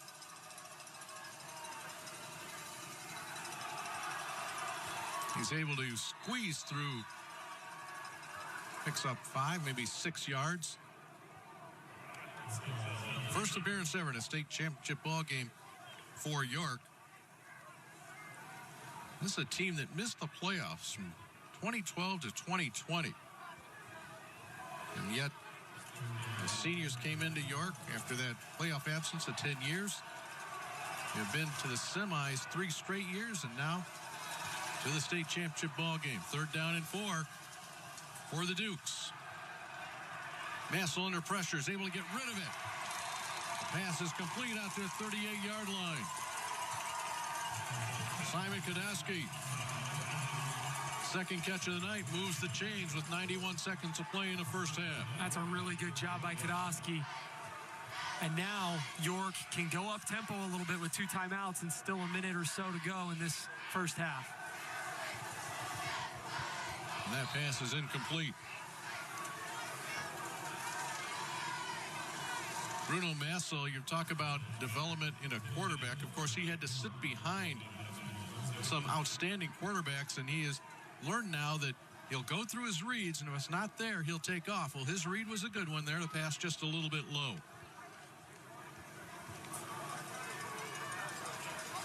Don Gelsomino, the head coach for York, says, I'm a defensive guy, but he is right out there on the sidelines here on the offensive side of the ball. Yeah, these are those critical situations as a head coach that you got to be aware of. Clock management, very important. Is, man, they're lucky that that ball doesn't get picked off and go the other way. But 3rd down now, you got to be a little bit careful about the play call here. You need a high percentage completion if you're York on 3rd and 10. Doesn't have to even be all the way to the sticks, but what you need here is you need something inbounds completed, or you need to run the football, so at least if you don't get the first down, maybe Loyola has to burn a timeout, because then you got to worry about the Ramblers scoring one more time before halftime. To the sideline, another dangerous pass. Reaching for the first down. I don't think they're going to give him the first down. That was Fenton Helm. Maybe 2 yards short of the first down. He knew where the sticks were. He was right there in front of them. And now Fenton Helm is going to the sideline injured. But this is a really good play here. Good throw, good catch, great effort by Helm to try and get all the way there. And he immediately said, get somebody in for me. And no complaint from Coach Gelsomino on that call, so it looks like that was the right one on the sideline there. He's going to take a timeout. He wants to talk about this before fourth down. So York will take the timeout while they're in punt formation. Nobody was deep for Loyola on this punt, so I don't know that they bought the whole idea that it was going to be a kick.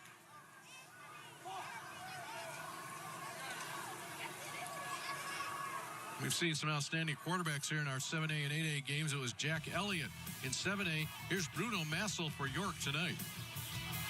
I mean, this play really gave York some life because they were down 14-7 and they had just lost Connors. But man, those two runs by Massel on the same drive, you can see that even might be where he was coming up a little bit slow on that play where he was so physical. He rocked one of the Loyola defenders and carried him 2 yards into the end zone. But as you can see there, as he walked to the sideline, maybe he was walking a little gingerly at that point. So who knows? I mean, York is giving Loyola everything that they can handle so far tonight. But this Loyola team, they're just big, they're physical, they're going to try and pound you. Coach Gelsomino knew that it was going to take their best effort to come away with the win, but you got to give York a lot of credit so far in this first half. They're giving Loyola everything they got. Gelsomino, the defensive coordinator of the last 4 years at York. Nobody back for Loyola. They will punt it away. Brennan Kennedy will get it to the 22-yard line with 57 seconds, make it 56 seconds to play in the half after a 36-yard punt.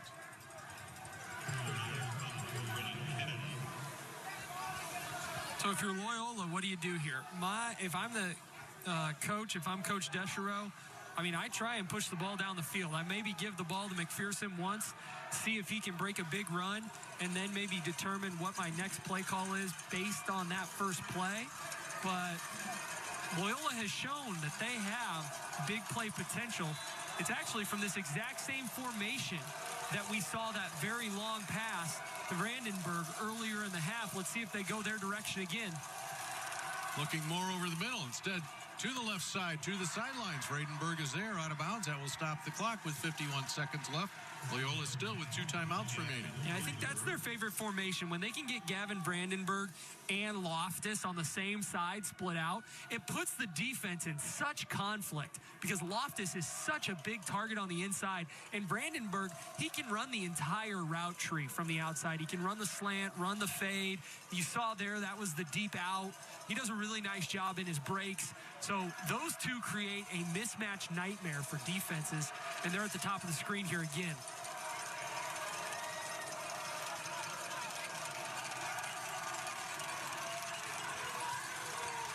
Fitzgerald still behind the line. Now he'll keep it. He'll be dropped.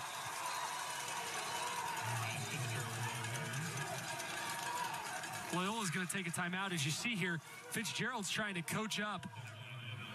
He's trying to coach up Will Carlson, the senior, telling him, hey, that's a scramble drill. When I break the pocket, you can't come towards me. You got to break your route off, and you got to go the other direction towards the end zone there.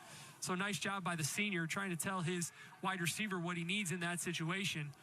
Coach Deschereaux calls a timeout. They're definitely still trying to get another score on the board. York's going to get the ball to start the second half. So if Loyola can get this thing to 2 scores before halftime, that'd be huge.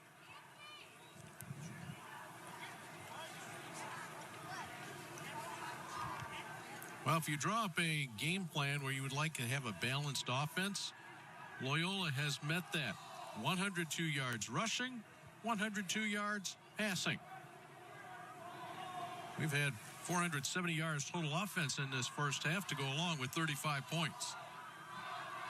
Coming up at halftime, after we hear from the coach who is leading at the half, we'll go back to our studios. Marshall Harris, Edgy Tim O'Halloran, and Kenny McReynolds to break down this first half. It's been very entertaining first half. We'll get stats, highlights, and a little bit extra from those folks. And now the defensive unit for York urging on their crowd. By far the biggest student section we have seen here this weekend, braving temperatures in the low 20s. Yeah, waiting 2 extra hours for this game to start. Nobody left for York. They were here, ready to rock and roll. They've been loud so far. Let's see if York can come up with a big stop before halftime. Fitzgerald out of the pocket. On the run. Great coverage downfield. Knocking the ball away for York was Riggins Cole, number 19. Yeah, that's a really good job by Cole. I noticed that York had gone to their nickel package. They had put an extra corner or safety in the ball game, and that's a nice job there by Cole to break that ball up, going for Loftus. It's now 3rd down and 9.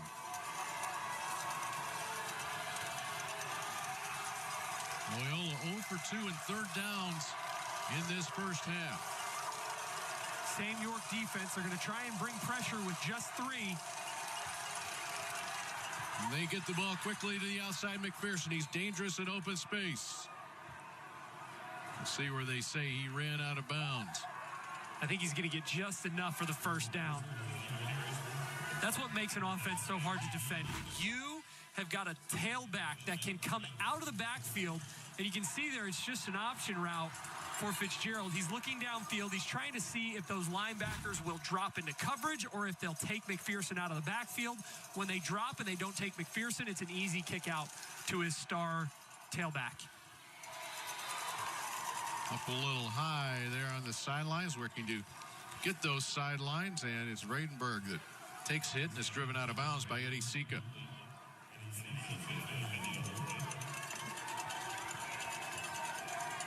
Down to 22 seconds and a timeout remaining. What a crucial final 22 seconds this is. This play's taking a little longer to come in off the sideline. They still got 10 seconds before the play clock expires. They do have one timeout in their pocket. Let's see if Coach Deschereaux is going to need to use it. Fitzgerald has to pull it down. Well, he'll just float it out of bounds. Clock stops with 16 seconds left. He was looking to his 3 receiver side, but it was really, really good coverage by York. It was the same concept that Loyola scored the very first touchdown on. A hitch by the outside receiver and a flag or corner route by that inside guy. And he did have a man open, but it was a little bit of pressure that caused him to get out of the pocket there. And that's why he had to end up throwing the ball away. New York fans making noise again, urging their defense on here on 3rd and 10. McPherson split out in the formation. They're going to bring Luke Foster, the other senior running back, into the game now. Fitzgerald gets to Carlson. He's wrapped up immediately.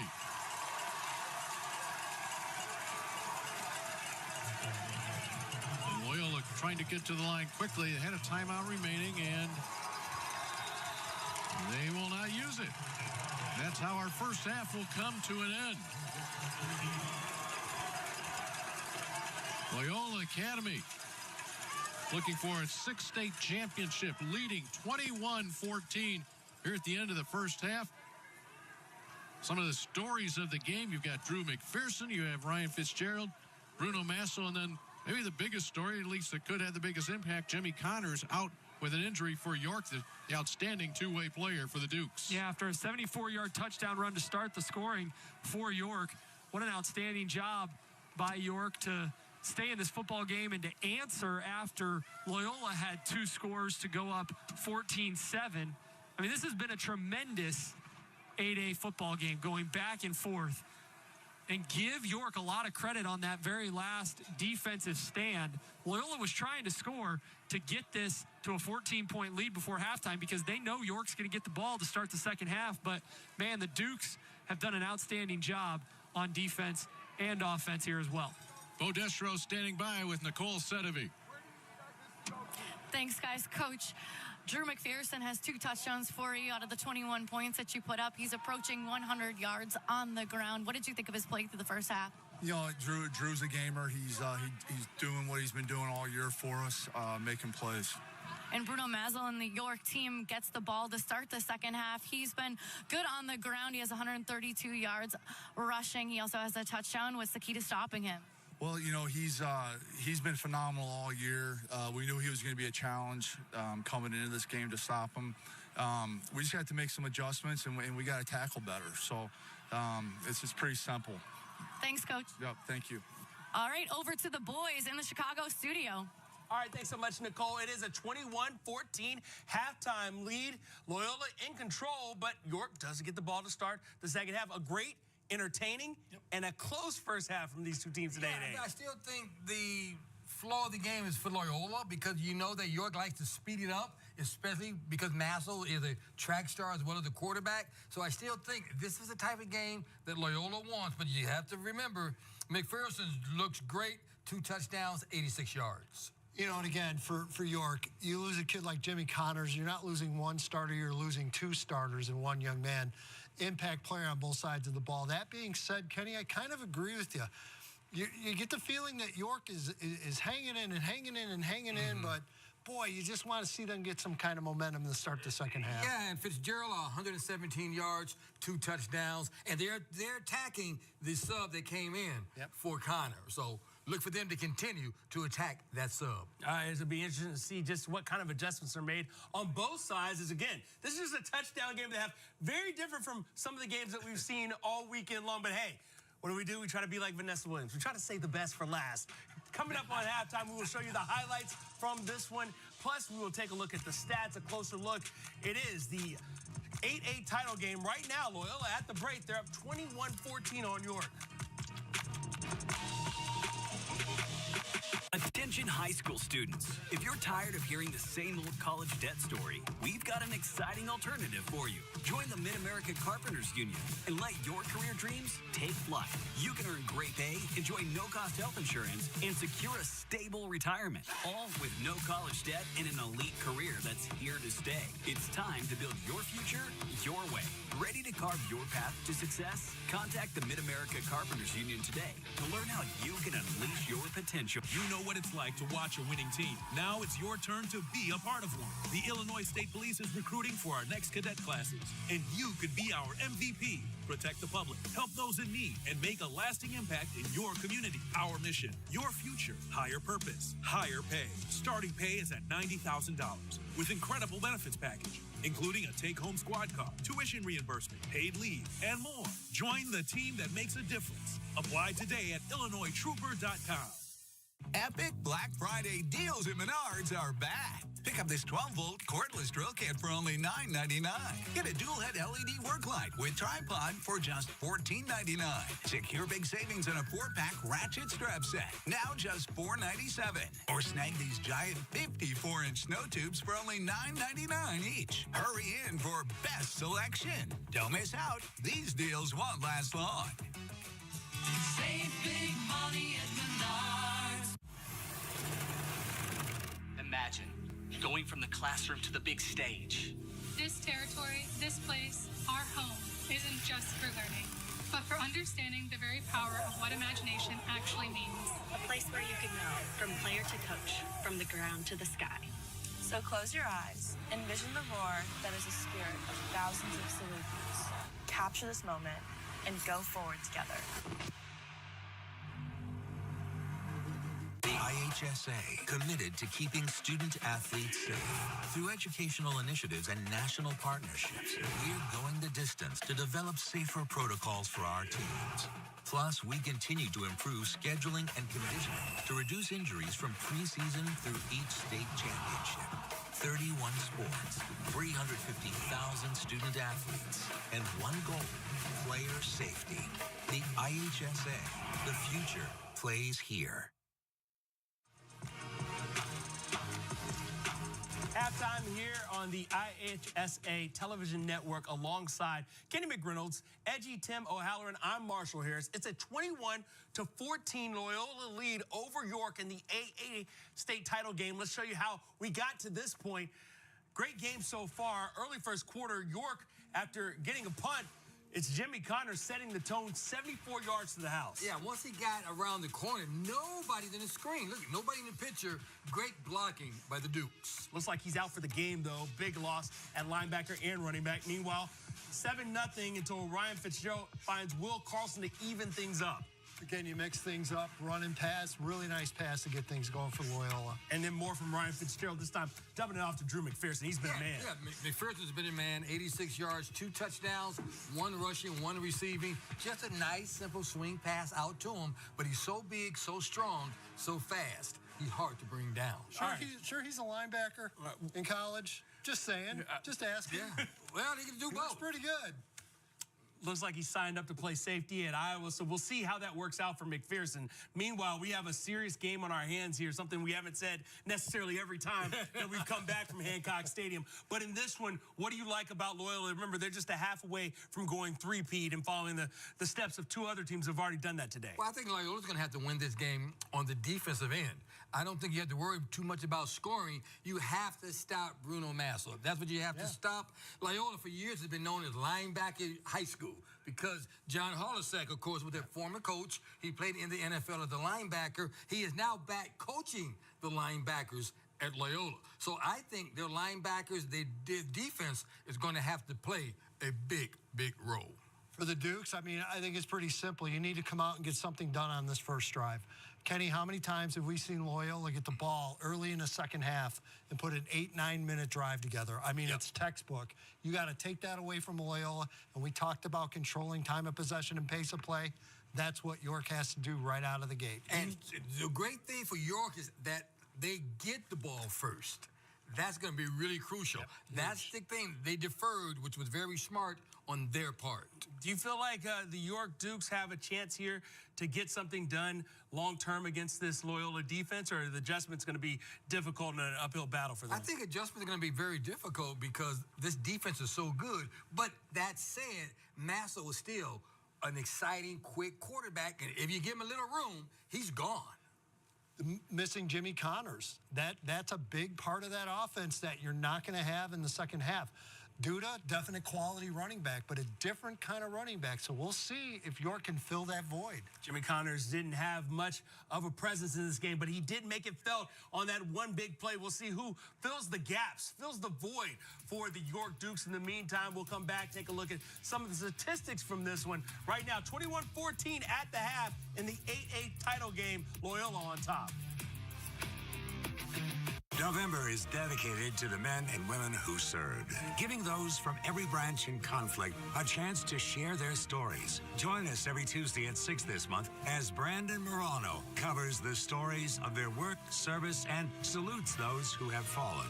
WCIA3 is honoring veterans' voices as a part of Celebrating Central Illinois. Sponsored by the McDonald Group, S&K Buick GMC, Copper Creek Contractors, and U of I Community Credit Union.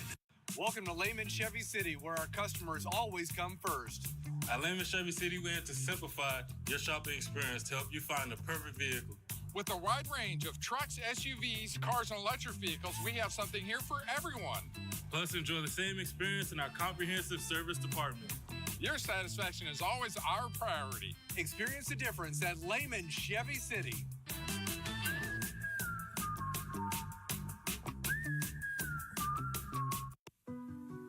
My dad, he's a double amputee, and he's one of my favorite people in the world. To me, a hero is someone who fights for our country and freedom. My dad is a hero. Homes for Our Troops built this house, and it's basically made for him. My dad can get through the wide doorways. When he is making our lunch, he can reach anything we need. He'll help me build tiny projects. Life is good here. Without Homes for Our Troops, we'd be living in a home that didn't have all these features that helped him. Homes for Our Troops builds and donates specially adapted custom homes nationwide for severely injured post 9/11 veterans and enables them to rebuild their lives. If they get a new house like this one, it'll help them do normal life.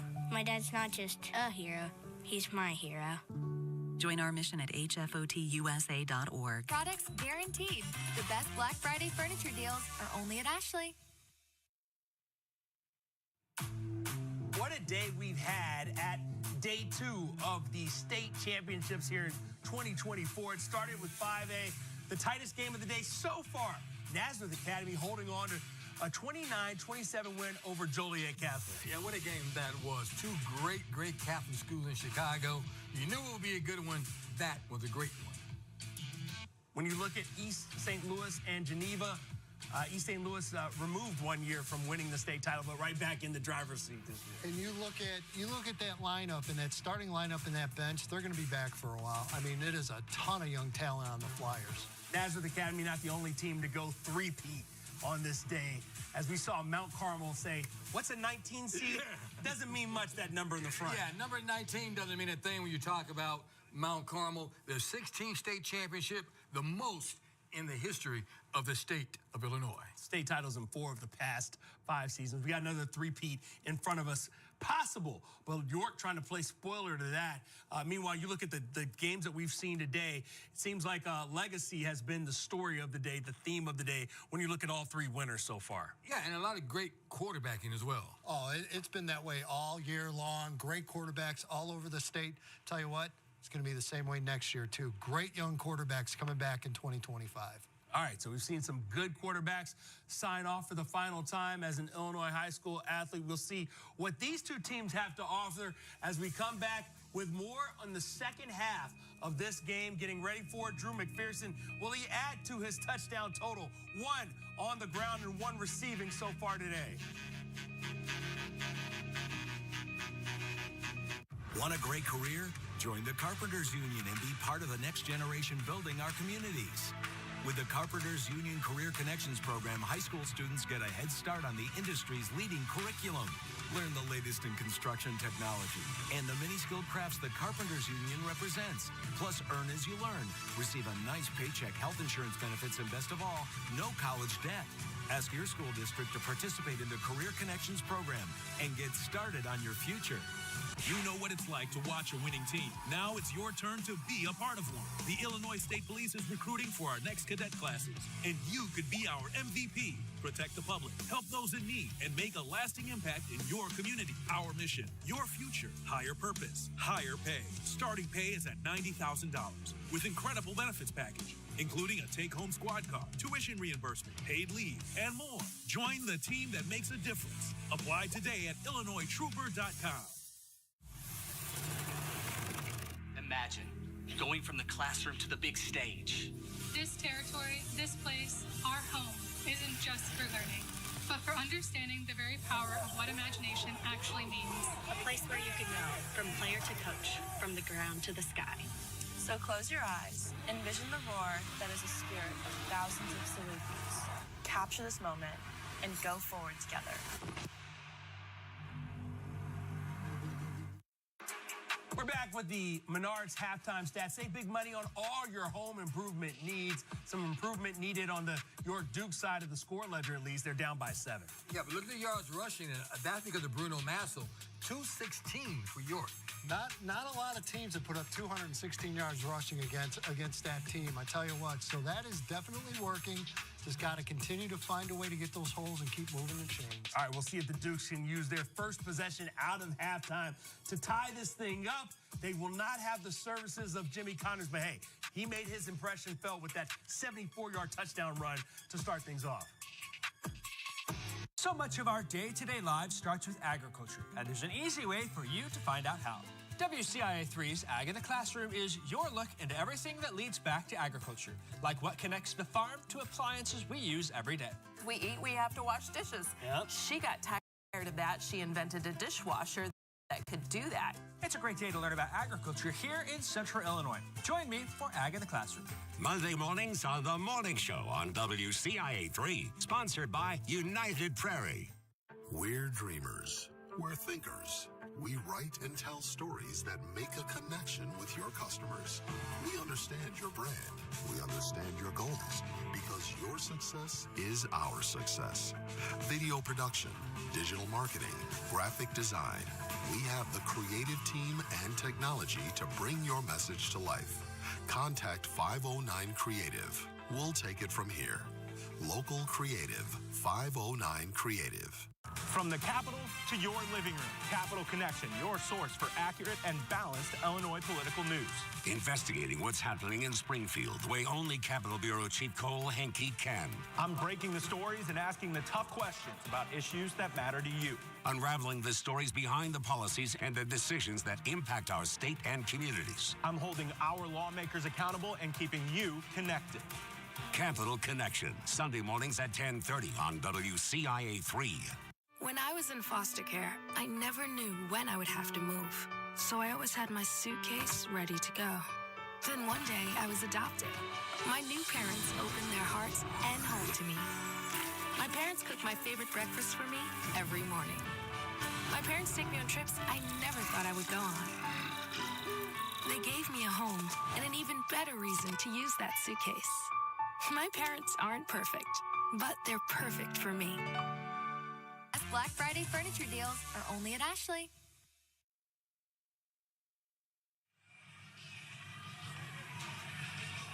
Just moments away from starting the third quarter here in your 8A state championship ball game, and it's a tight one. 21-14, Loyola Academy on top of York. And we appreciate you staying with us here. It's a little bit later than you may have imagined, but you're getting a good one right here. Dave Bernhardt, Chris Highland. And Chris, you know, you take a look at Loyola. We've talked about him in the pregame. We've talked about him during the game.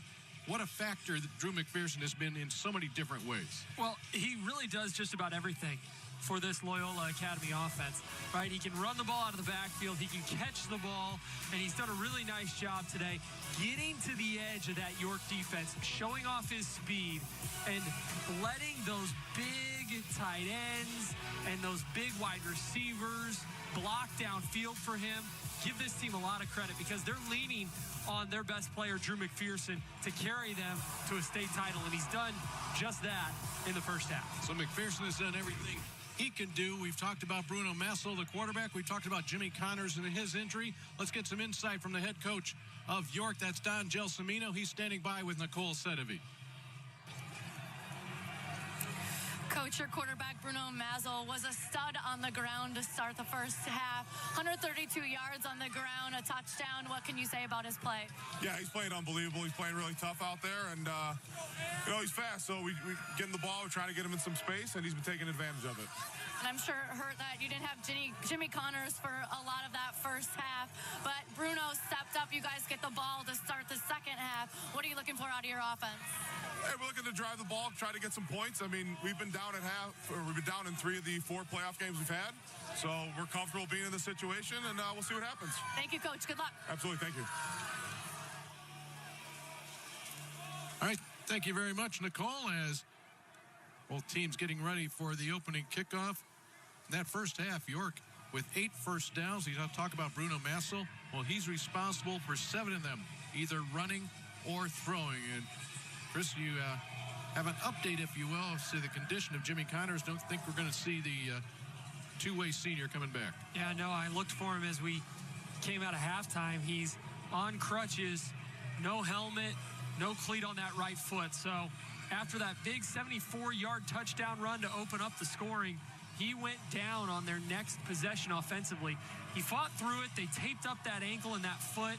He tried to fight through it for as long as he can, and on his very next carry, just would not come off the turf. So Connors is going to be on the sideline for the rest of this game. So the question becomes not only offensively, but in particular defensively, how does York replace a guy like that? Not only a physical, but emotional leader on this Dukes team. We'll start the second half. Zeman, ball high in the air. Still hopping inside the 5-yard line. Helm with it there. He's in trouble. Helm trying to find any type of opening, and it's not going to happen. So Zach Zeman put it high, put it a little bit short. The wind may have taken it just a bit. Now the York Dukes up against it.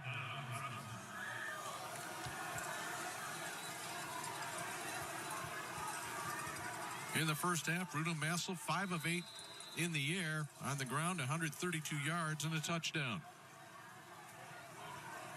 Now, if I'm York, you got to try and get Duda going as well here on this very first drive, because you can't become too one-dimensional, and they can key on Massel's running game. Well, there's your call. Duda will get it first. Duda gets it out across the 15. A little bit of breathing room there for Henry Duda. Only 4 carries in the first half. There is the look of Jimmy Connors. That's what you needed out of Duda if you are York on that very first play. He's a 1,000-yard rusher himself. So York has 3 guys who are pretty close to, if not over 1,000 yards in their backfield. So you got to get Duda going here to be a good complement to Massel, who's in the backfield by himself here on second down. Henry Duda, the junior. Massel to keep it, however. Massel wrapped up, and it will be a loss of yardage. Bring up a third down and long.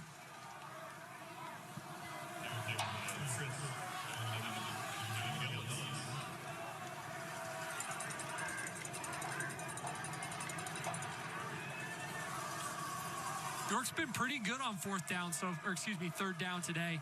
They're 4 of 7 right now. They've been able to keep the ball in Massel's hand on a few of those plays, but on 3rd and 6, I wouldn't be surprised if he puts the ball in the air right now. He does, gets rid of it in a hurry. And that was nearly intercepted. He did have a receiver a little bit deeper downfield. In fact, he had Helm deep and open. But that was a quick hitter, and it's a quick 3 and out. Yeah, I wonder if that wasn't a miscommunication between the two. It looks like Massel saw a hole in that zone defense for Loyola and wanted to get the ball out of his hands really quickly. But Helm continued his route, some sort of seam vertical there. Probably a miscommunication that forced the punt. Donovan Robinson is deep, but he's just near midfield. Return this punt if he gets a chance at it. Off the side of the foot. And Loyola Academy is going to have this ball in York territory for their first possession of this second half.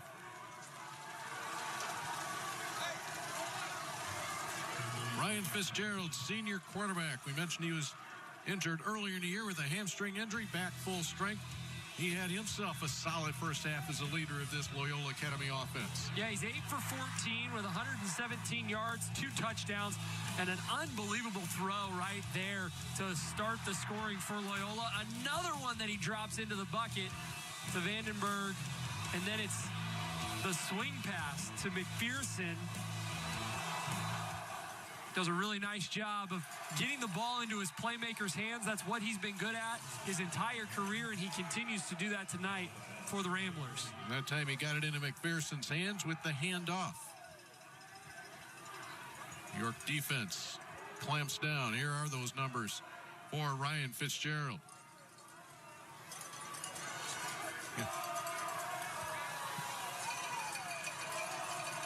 No gain on first down. From the York 47. Cranks it up. Bradenberg is there. He's grabbed. Enough for a first down as he gets to the 35-yard line.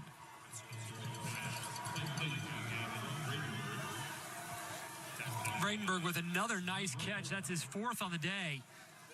He's going to be over 65 yards receiving. He's also got that huge play that got Loyola into scoring position for their second score of the game. He's been their favorite target so far tonight.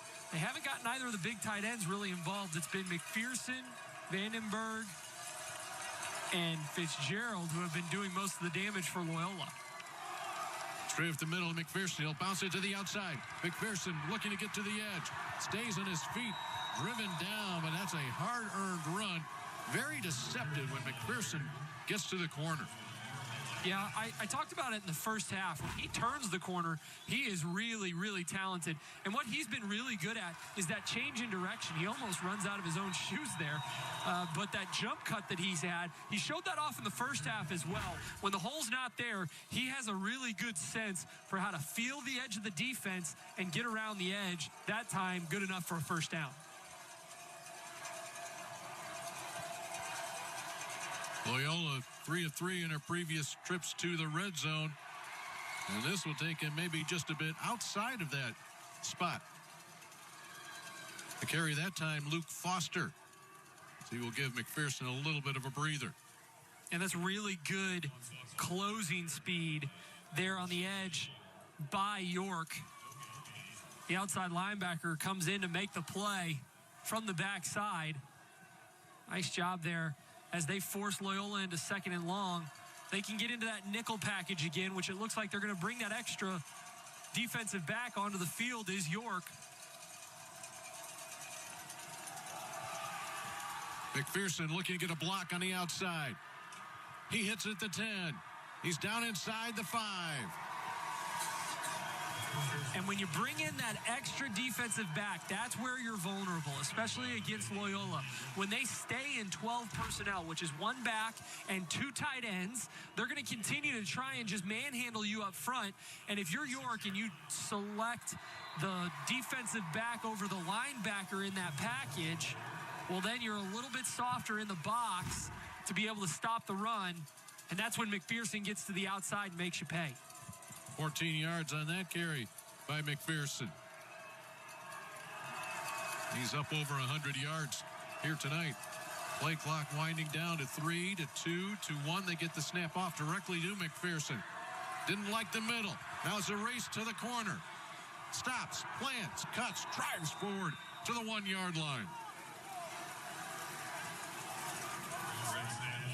So tough when he gets outside. And that play almost didn't happen, Dave. You were mentioning it, the play clock running down almost at double zeros when they get that play off. And that just goes to show what an athlete McPherson is. He's able to make a play out of what looks like nothing. He gets 3 or 4 yards and is able to give them 2nd and goal from the 1. And he's going to stay in that wildcat position.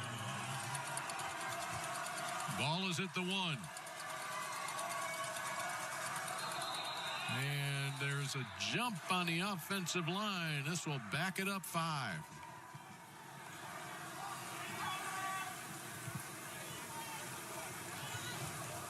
The call being made by the Full start, number 64, Loyola. The 5-yard penalty. By the defense for York.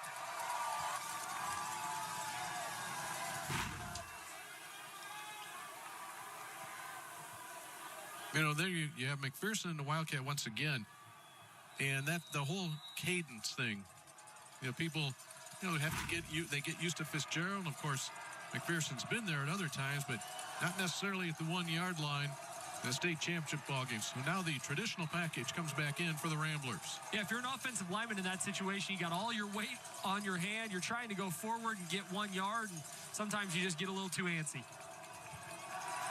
Fitzgerald's back in. He's going to go to the air. He's going to go to the far corner of the end zone. And Vredenberg will pull it in for a score. Another great catch by Gavin Vredenberg. 6-yard touchdown pass from Fitzgerald. That is his 3rd of the night. And it's almost the exact same concept in the exact same corner of the end zone where they scored their first touchdown. Take a look at the way that Fitzgerald fits this ball in, and what a play by Vredenberg to go up and get it at its highest point. The coverage is outstanding by York, and his teammates know that's a SportsCenter top 10 kind of play that Vredenberg just made in the corner of the end zone. With the extra point, Loyola has doubled up York. Gavin Vredenberg has been a key factor tonight. Fitzgerald finds him for a 28-14 lead. Did I miss it? Did I miss it? Did I miss Black Friday? Oh, I'd never let you miss Black Friday. It's only the best shopping day of the best shopping season. Plus, I can't curate all these great deals on great gifts by myself. Well, I hope you got some sleep, too. Oh, the gift guide never sleeps. Really? I'm actually very tired. This holiday season, let Macy's be your guide to gifting. November is dedicated to the men and women who served, giving those from every branch in conflict a chance to share their stories. Join us every Tuesday at 6 this month as Brandon Morano covers the stories of their work, service, and salutes those who have fallen. WCIA3 is honoring Veterans' Voices as a part of Celebrating Central Illinois. Sponsored by the McDonald Group, S&K Buick GMC, Copper Creek Contractors, and U of I Community Credit Union. Building the future. IBEW Local 134.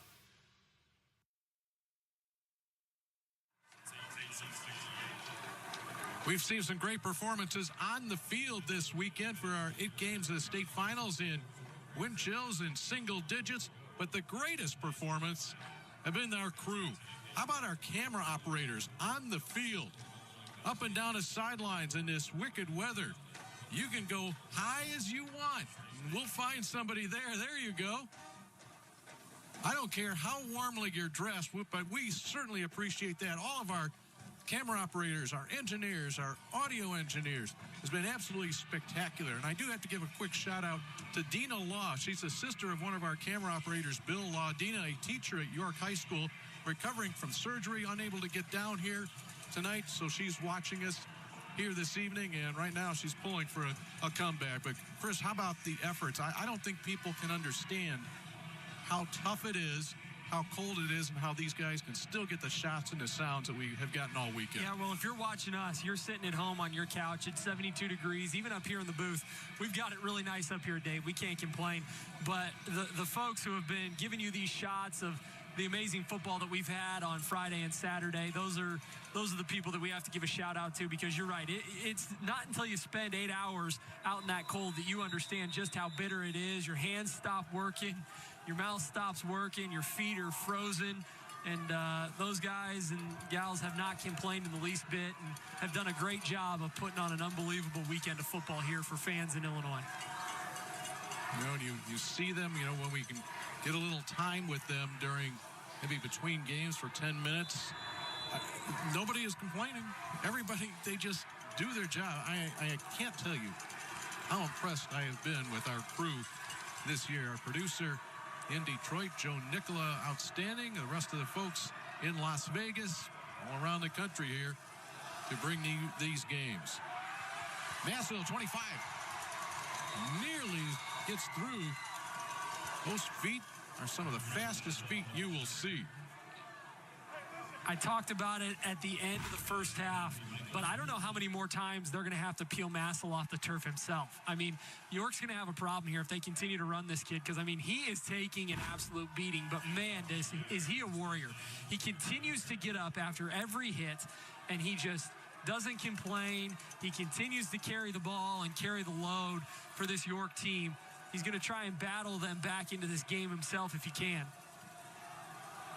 Took a hit from Charlie Pryor right there. Here's Henry Duda. He is stood up and driven back by Tommy Gislandi. Also a shout out to Paul Dubray, our director. And the other part of this, you know, with Paul and all the other crew, the graphics and the audio, is this isn't like you watch a game, it's one game, and the crew does one game. This is 4 games in a day. The games start at 10 o'clock. The day for all of our crew starts well earlier than that, and it will go late tonight to break down everything. So the concentration level is unbelievable. We have to concentrate for 2 games. That's it. Well, and most of our crew was here setting up on Wednesday. Yes. I mean, even before the Thanksgiving holiday, a lot of our crew was here working hard to make sure that they put on the best show that they could for our fans, and, man, they've done a tremendous job. And that will draw a flag there on the right side of that offensive line. Prior to the snap, false start, number 87, York. The 5-yard penalty will We're talking remain about Bruno second down. Massel, the quarterback, and he's taking a beating. How about his dad? He's an announcer for the NHRA, the National Hot Rod Association. So a little bit of announcing in the Massel family. I'm assuming he's going to get a good look at his son here in this championship ball game. First time York has ever been and played for a state football title. Town of Elmhurst came out strong. The student body, really impressive. Massel throws this one up, And looking for a flag. Will they get it? Nope, just an incomplete pass. And the York fans, those folks from Elmhurst, not too happy. Quinlan Hughes was the intended receiver. That happened right in front of the York bench. We're going to take another look at it up here. It certainly looked like they had a hand on the arm. I don't know. It's tough to tell there. It's a bang-bang play. Not sure if it's just incidental contact. He does get a little bit of a shove, but is that after the ball is there? Tough to say. York certainly feels like there was enough contact for a flag. That was Mac Mendoza on the coverage. This one is high in the air, and it comes down into the hands. Almost a fair catch called by Simon Kodowski. But a long completion puts the ball in Loyola territory. A miscommunication by Loyola leaves a wide receiver, and they're lucky that that ball was underthrown a little bit by Massel because Kodowski had nobody within 10 yards of him when that ball gets let go. But it looks like Massel knew that he had to get the ball out of his hands and was even fumbling for the laces on that football. Maybe that's why that thing floated in the air for a little bit, but a nice job by him to come down with that football. Duda will bounce off one tackler. He stays alive, and he'll take it to the 32-yard line. Henry Duda with positive yardage.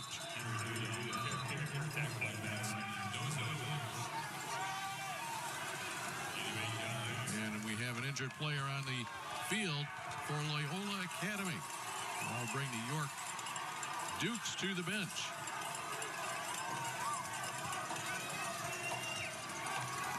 Still some life on this York sideline as they have done a good job to sustain this drive, exactly what they needed after Loyola went up 2 scores. But I worry about how many more times they can hand the ball to Massel, or excuse me, how many more times Massel can keep the football. You've seen him now throw it 3 or 4 times on this drive.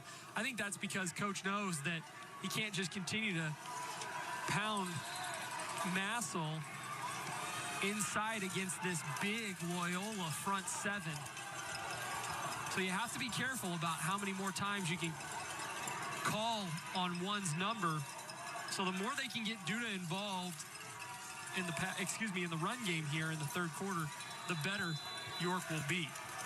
Number 33, walking off under his own power for Loyola, Charlie Pryor. He'll have to sit out this play, the free safety, the senior. Second down and short. Massel's able to run away for some trouble. Over the middle, a little bit behind his receiver, Jack Birnbaum. Charlie Daly was coming hard after Massel. And he does a nice job to avoid that pressure. But if the quarterback just stops and sets his feet before he throws that football, he can probably throw it right on the numbers of Birnbaum. But instead he tries to throw it on the run, which he didn't necessarily need to do. Maybe he didn't understand that he didn't have pressure from behind there. But if he just sets his feet and takes his time, he can throw a strike and probably convert that ball.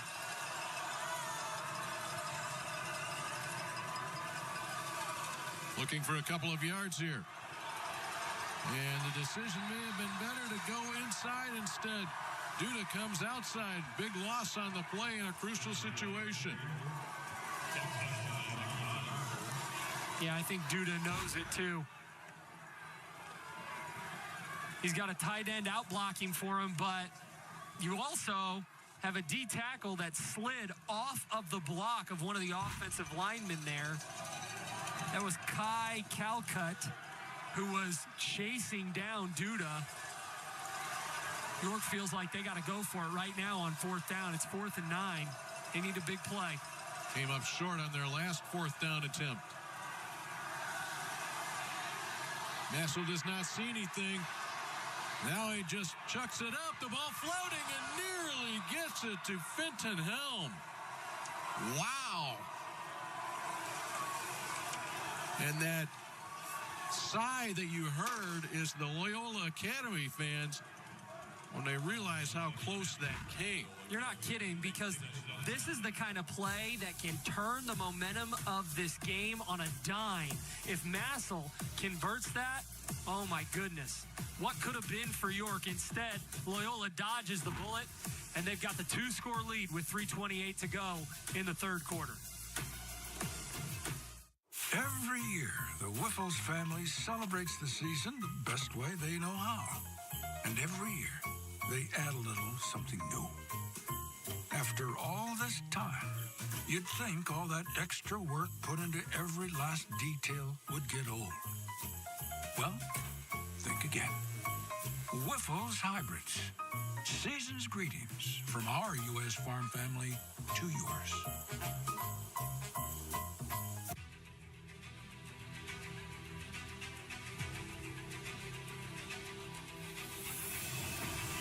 We're going to need more fuel.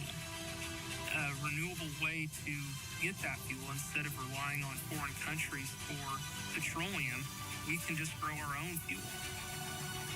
Our fields are literally full of energy.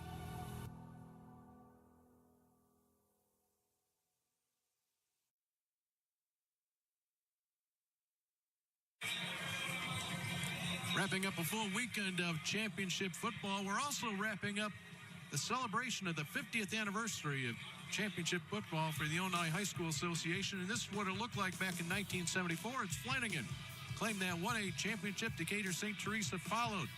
Your Class 2A champions. In 3A, West Chicago. And then in 4A, Rockford East picks up the state title. And these are all first-timers. First year, Glenbrook North. 1974, the Class 5A champions. And that's what we were sitting with, the 5-class system. And that was back in the day where there wasn't all the playoff points. You had to win your conference to get into the state playoffs. They had the announcement all fall long of the top 50 high school football programs. This weekend, Mount Carmel was announced as the #1 football program as a vote of media members, coaches, various other individuals. Loyola Academy landed in the 9th spot. The top 50 football programs in Illinois over the past 50 years. It's really a very interesting list when you take a look at it and how it shakes out in the large schools, the small schools. A lot of work went into that. Yeah, it's a great celebration of the history of the state championships here in Illinois. We've got some great tradition. We've got some incredible programs, and nice for them to be honored, and a lot of them on display here this weekend in Normal. You have your East St. Louis's, your Joliet Catholics, Loyola. Lena Winslow is here. Fitzgerald gets the ball out in space. McPherson again. He heads to that sideline. Nice tackle out in front. Getting a hand on the ankle of McPherson is Aiden Link, number 3. Link with the tackle. And that's a really good job by Link to close on McPherson, who's been all over the field tonight for Loyola. He was our player to watch. He's got 125 yards now on the ground. He's also got 39 through the air and a score there as well. And so he has been Mr. Everything for Loyola tonight, the same way he has been all year. York defense tested right here. Crucial 3rd down. They like either quick screen to the bottom or one-on-one to the top. Instead, Fitzgerald will take it. First down and more. Ryan Fitzgerald on his feet all the way down to the 32-yard line. First down, Ramblers. That's a break-in tendency for Loyola, and York knows it. Their coaches were screaming, either it's going to be quick screen down at the bottom of your screen, because they had, and that's the way that Fitzgerald was looking, if you saw it there. They had their 2 big tight ends split out with their best wide receiver. They also had a one-on-one matchup at the top, and instead, Fitzgerald finds the seam and runs the quarterback draw. That's a break-in tendency and a really good play call there from Loyola in a crucial situation. McPherson, the right side. Tough sledding, but he's inside the 30-yard line. 1 touchdown scored in this quarter. That was the 6-yard touchdown pass from Fitzgerald of Bradenburg that takes us to our lead for the Ramblers, 28-14.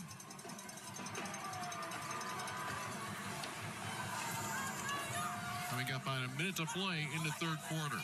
Loyola's tempo has been methodical, I would call it, all night. But it seems like they have really slowed things down a little bit. They're trying to take possessions away from York, I think, now, with 2 scores heading into the into the fourth quarter. I think they want to shorten this game as much as they can. Fitzgerald play action. The ball clanks off the hands. This 20-degree weather, Will Carlson feels as if he should have caught that one. Yeah, it's just a matter of trying to turn upfield too fast before you have the football. And he knows that. You can see right there, he kind of gives acknowledgement to his quarterback, says, hey, I think that one's on me. Right? He turned his head before he had the ball in his hands, trying to get the first down. But that could prove to be a crucial play for Loyola, because now it brings up 3rd and long. A long look to that sideline. The play clock is under 10 seconds. We're down to 7 and 6. 5, 4, 3, 2, 1. They just get the snap off. Fitzgerald lofts it, looking for Carlson in the end zone. Touchdown. What a grab by Will Carlson. Couldn't handle the previous one. He hauls this one in for a 29-yard score, but a penalty flag is down. And everybody is walking back. It's a 5-yard penalty for replay 3rd down. To wipe out the touchdown. They're going to say it's an ineligible man downfield on Loyola. I couldn't see who it was on the offensive line. Maybe they covered up an eligible wide receiver, and that might be the miscommunication there. But what a play.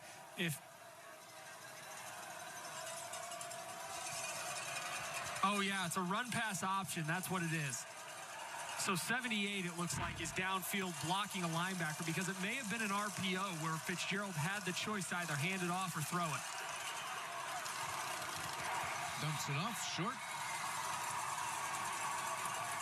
And that penalty will bring up a 4th down.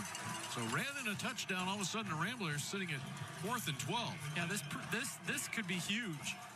Loyola looks like they're going to go for it here. But a stop by York would certainly give them a ton of momentum heading into the fourth quarter.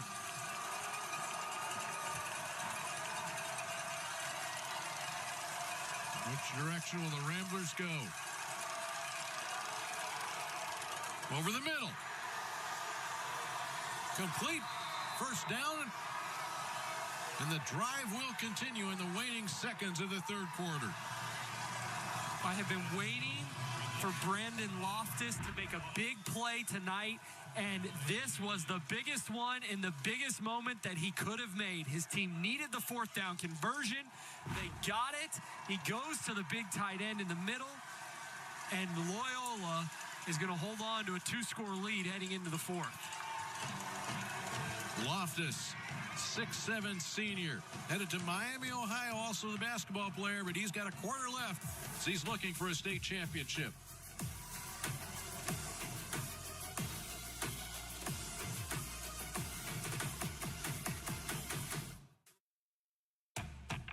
Is college not what you thought it was going to be?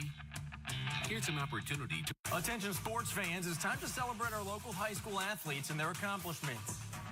Each week, we'll select one winner. Winning athletes will be featured on WCIA.com and WCIA3 News. Plus, at the end of the school year, one male and one female athlete of the week winner will be honored as the Athletes of the Year and receive a $1,000 scholarship. Nominate your outstanding varsity athletes at WCIA.com or scan the code for WCIA3's Athlete of the Week, sponsored by Loman Ray Insurance. Do you have a future meteorologist at home? Here's their chance to shine. If your child is between the ages of 8 and 12 and dreams of being on live television, we want to hear from them. To enter, visit WCIA.com or scan the code to submit a short, original 30-second or less video that shows your child's excitement for forecasting the weather. This is a fantastic opportunity for the kids to showcase their personality and passion for weather. Right here on WCIA3. WCIA3 Kidcaster, sponsored by Sam Lehman. The holiday shopping season is here. So where's the best place to find a gift for everyone on your list? Right here in Central Illinois. We're shopping local this season and showing you great finds from local businesses in our Holiday Gift Guide special. Join us on Wednesday at 6:30 p.m. on WCIA 3 and Friday at 9 p.m. on X49 when we explore unique finds from local shops that will delight everyone on your list.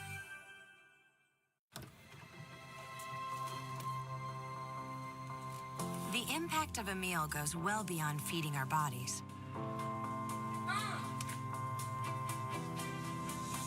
Because when people are fed, futures are nourished.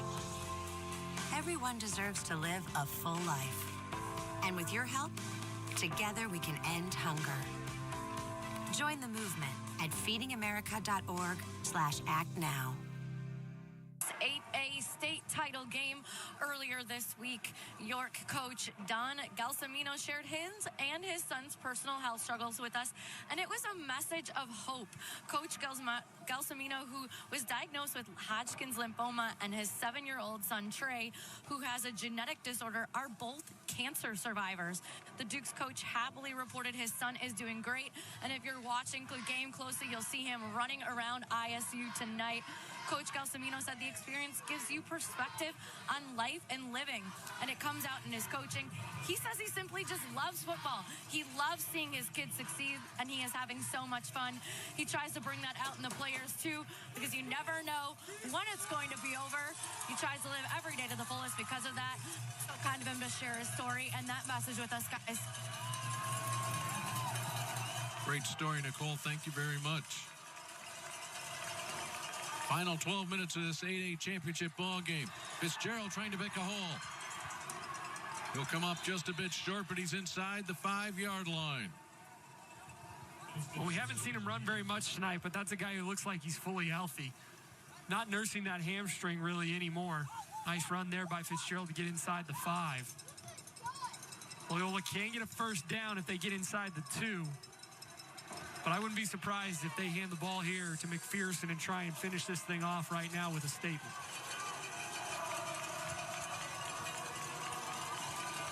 Fitzgerald to keep it.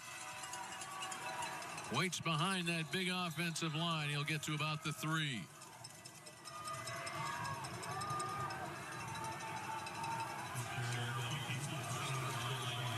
Third down, maybe a yard to go, a little more than a yard.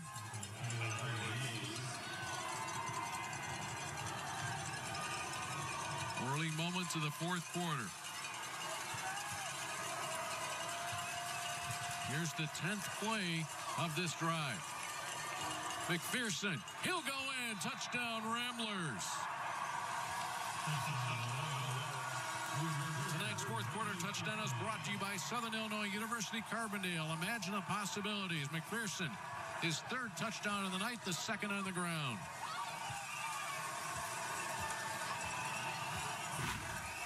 You see the two best friends embrace right there, both going to Iowa, and McPherson with a great job following that big offensive line. We haven't talked enough about that offensive front for Loyola tonight, but they are the ones who really are the catalysts for the success in the running game for Loyola. They just tower over some of their opponents, and they've done a really nice job opening holes on this winning streak for the Ramblers. And with that kick, the lead grows to 35-14. York scored first in this ball game. They've now scored 35-7 since then. Workman-like drive for the Ramblers. Took 4 minutes and 40 seconds, covered 61 yards in 10 plays.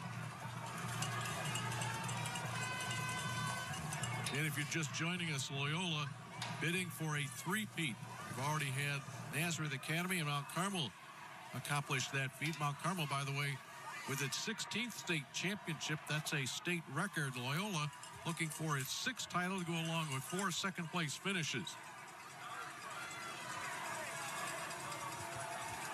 Last team to win 3 straight in 8A was Maine South in 2008 to 2010. The Ramblers have this well in control right now.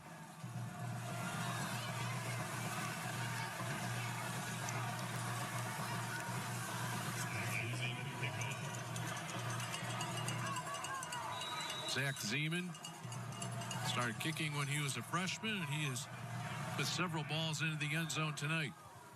It's tough to do in a cold night like this one. Helm will take it, just stays inside that goal line. The coverage team is down to keep York from the 20-yard line. Full days of football. Start at 10 o'clock on Friday morning. State championship take classes to crown, and this is how it played out. A lot of big numbers there in day one. Althoff from Belleville defeated Lena Winslow by 43 points, 57-14. Then Chicago Christian. Dominating performance against Maroa Forsyth in two-way. Montini did the same to Monticello in the 3A championship, 49-8. Then DePaul College Prep closed it out last evening with a 40-6 win. Nazareth Academy goes 3 straight with a 2-point win over Joliet Catholic Academy. East St. Louis by 20. Mount Carmel by 21. That's the margin we're looking at right here with Loyola on top of York.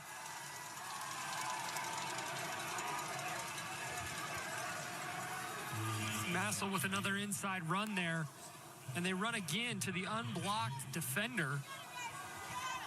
That read play, Loyola has made some adjustments on in the second half and done an outstanding job of defending that play here in the last 2 quarters. Massel, a member of the track team, state qualifier. They'll throw it down the middle of the field. There is contact. The ball is incomplete. There was contact away from that pass.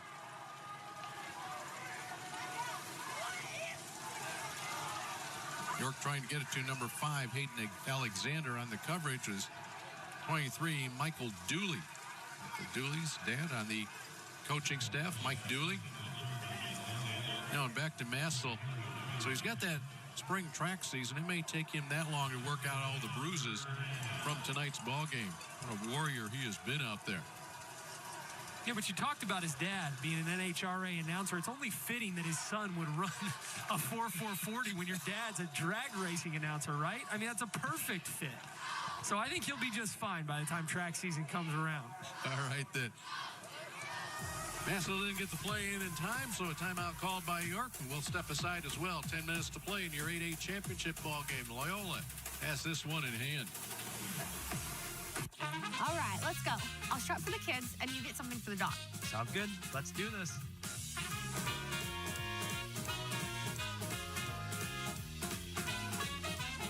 Whether you're shopping for gifts or something for yourself, Don't forget toys for the dog. rush in for Black Friday deals at Menards that everyone will love. Because when they're gone, they're gone. Save big money at Menards. Imagine going from the classroom to the big stage. This territory, this place, our home, isn't just for learning, but for understanding the very power of what imagination actually means. A place where you can go from player to coach, from the ground to the sky. So close your eyes, envision the roar that is the spirit of thousands of Salukis. Capture this moment and go forward together.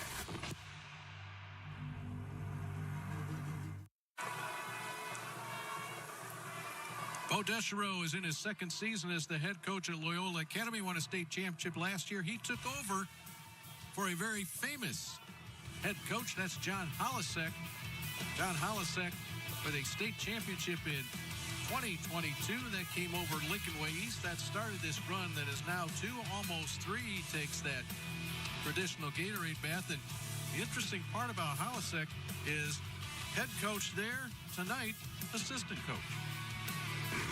Yeah, when we talked to Coach Bo Deschereaux earlier this week, he mentioned that Coach Holisek was now on staff helping with the linebackers, said that he's the one that reached out to Holisek and kept asking. He says he thinks he finally said yes just to get Deschereaux off his back. But that's a pretty good assistant coach to have with an unbelievable pedigree. And you can tell that this defense has taken another step up with Holisek back on staff, helping Deschereaux now as the head coach. Massel deep down looking for Helm. He cuts to the inside, and with that little cut, is able to draw the penalty flag. Michael Dooley will be flagged for that interference call.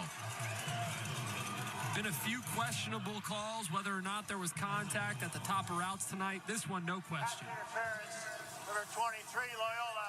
That's a 15-yard penalty, and that'll result in the first down. Fourth penalty for 30 yards. See Dooley, he's been hobbling a little bit as well. Here's a look back at that call. Yeah, the ball is thrown a little bit inside, and when the receiver tries to cross face, that's when Dooley gets crossed up with him. As you see, he's going to go to the sideline. Still appears to be a little banged up. The trainers will take a look at him. But fortunate for York that they can keep this drive alive. Fresh set of downs.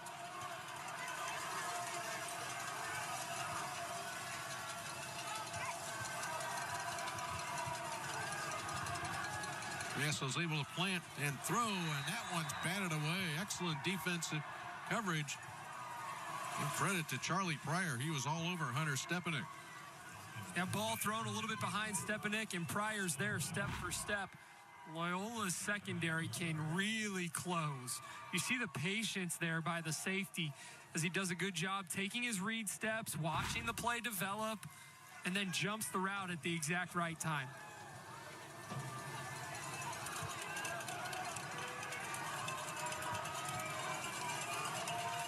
Loyola needs York needs Massel to break one more big run to get them right back in this football game. He will have to do it out of a scramble, and he will not be able to score it away. You know, they've somewhat taken that out of their play calling here in the last, quarter and a half. Yeah, they know that they're trying to chase points, and so they're trying to put the ball in the air a little bit more. And when they become one-dimensional, they're an easier team to stop. And so I would have liked to have seen them try and get Massel going a little bit more here in the third quarter, but just wasn't in the game plan when you're down 21 to a good Loyola team. You got to try and get scores quickly, and you try and do that through the air. 15 pass attempts for Massel tonight. That was the first sack of the senior.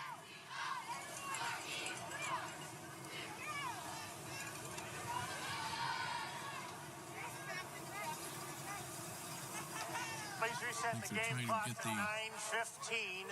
9:15. Okay, so they're resetting the game clock to 9:15 rather than the 9:09 that's up there right now.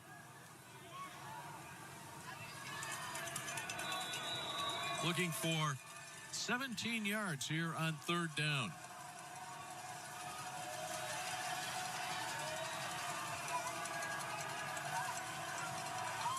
Massel in trouble again.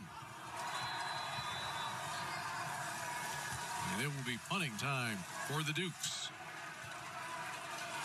Max Mendoza on the pressure there for Loyola. What they've done a really nice job of, and the adjustment they made at halftime, it looks like, is they've got that Mike linebacker now spying Massel, right? Because he's so dynamic when he's got the ball in his hands and getting outside of the pocket. It looks like any time now he tries to break contain of those defensive ends, it's been a linebacker that has been spying him that's closing and forcing him into those throws, maybe a little bit earlier than he would like. And then he's not able to convert those third and longs with his feet. So a really good job there by Loyola of spying the talented quarterback. Nobody deep for the Ramblers. Ball comes back a little bit. They'll have it near midfield. 8:51 to play in this game. New units coming onto the field. Offense for Loyola, defense for York. We'll take a break and be back right after this. Coughing and throat feeling sore? We've got medication to get you out the door. Earache, pink eye, bug bite, or rash? Our wonderful staff will treat you in a flash. What about sprains, strains, and minor fractures too? Don't worry. Our x-rays reveal what's hidden from view. Need care after 9, 10, or 11? Our virtual care's got you 24/7. OSF on-call urgent care, in person or virtual. We're always there.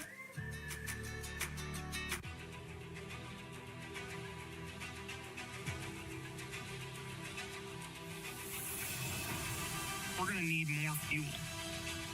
renewable way to get that fuel instead of relying on foreign countries for petroleum.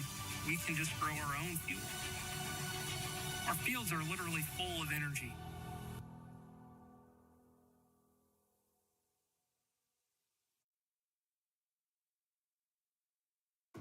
The IHSA Football State Championships are brought to you in part by Country Financial. Worry less and feel more confident with insurance designed to meet your specific needs. Visit countryfinancial.com to experience more today. With 8:51 to play, it's now time for the Menards Play of the Game. Save big money on all your home improvement needs. We didn't have to wait long for this. In the first 4 minutes, this is Jimmy Connors. He'll bust this for 74 yards and a score. Yeah, I mean, it sent that York sideline and these York fans into a frenzy when the Dukes went up 7-0 on the big run by Jimmy Connors. Now, the storyline has been that since that play, he went down with an ankle injury, and that just kind of devastated, I think, York offensively and defensively, losing one of your emotional and physical leaders on the field. They've done a really good job trying to stay with Loyola best they can, as you see Connors on crutches on the sideline. They've worked hard to keep Loyola in check, but at the end of the day, Loyola just too big and too physical.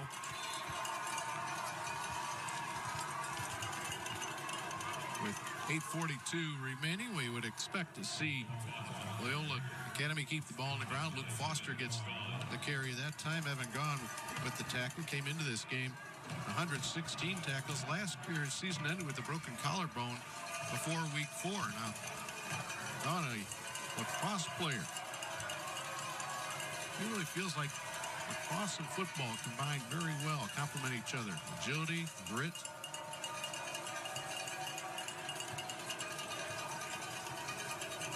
Fitzgerald patient with the play clock. It got down to about 4. Foster will get the carry again. Get up to midfield. Hey, kudos go to Illinois State University, the football team. Today, winning first round of the playoffs, defeated Southeast Missouri State by a score of 35-27. And what's significant about that, Chris, as a former Redbird, you're a happy guy. But the idea that not only do they advance into the playoffs, they gave up a home game this weekend for that. Here is your final score. Moving on to the second round, I'll be at UC Davis next week. They played on the road so that the state finals would stay right here. Brock Spack, the head coach, was very insistent upon that this is where the high school tournament, the high school finals deserve to be played. Pass to the outside, misses wide left. Yeah, the Redbirds gained a little bit of national attention for going on the road and playing that FCS football game at SEMO, being the higher seed. And it was great for the program. You're right. It is, if you follow the Redbirds or you follow high school football in Illinois, you might have heard Coach Spack, who I played for, talk a little bit about you can't buy the kind of advertisement for your program or for the town that you get when you get 8 high school state finals on your home turf. And so I think that the coaching staff for the Redbirds happy to trade one road first-round playoff game for the opportunity to have these young men play their state final here at Hancock Stadium. And, you know, there's been a lot of talk about the state finals moving to normal from that Champaign and DeKalb rotation. And I think a lot of people share the same sentiment as Coach Spack. There's no better place to have the state finals than right here in the heart of the state in Central Illinois, Hancock Stadium. It's a great venue, not too big.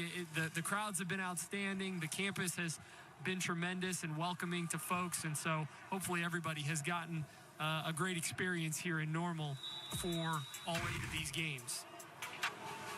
There is the very first program 50 years ago. The IHSA football championships played right here in Normal.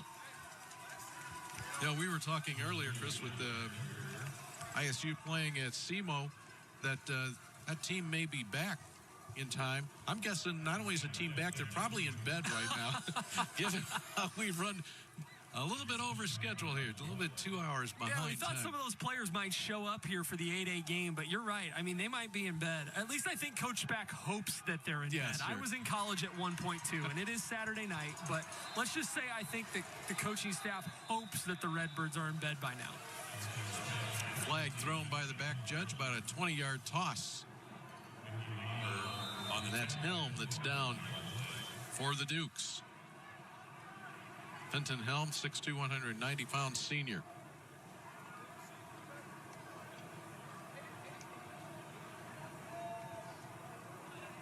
We've seen a few players go down with injuries here today. Both teams banged up. You know, this has been a well-played ball game. We've seen some other games this weekend where there's numerous penalties, no real rhythm to it, but a well-played game. I say that as we have a penalty flag on the field, but half the distance to the goal. Repeat, second down. a couple of excellent teams. That's why they're here, right? York and Loyola Academy. Helm will make his way off the field. Thumbs up. Yeah, we hope to see him back on the field here soon. It has been a really, really good game. Two good teams with a lot of history. We talked about both of these teams very familiar with each other over the last few years in the playoffs. Loyola had gotten the better of York, and for the first couple of quarters, it seemed like we were going to have quite the game on our hands, but you mentioned it earlier. After going down 7-0, Loyola outscoring the Dukes 35-7 here in the last 2.5, 3 quarters. The Dukes just really no answer. Screen over the head of Duda. Well, this was a 14-14 game halfway through the second quarter after Nassau scored on a 4-yard touchdown run, but it's been all Ramblers since that point. Henry Duda, I want to say on in relief with Jimmy Connors. Duda, 1,000 rusher in his own right. And a lot of those yards, of course, with Connors going both ways, getting a breather on offense throughout the course of this season. A season that sees the Dukes with an 11-2 record coming into this game.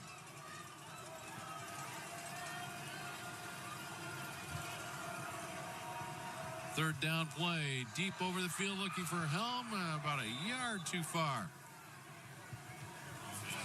Yeah, he had a step on the defender. Just can't come up with it.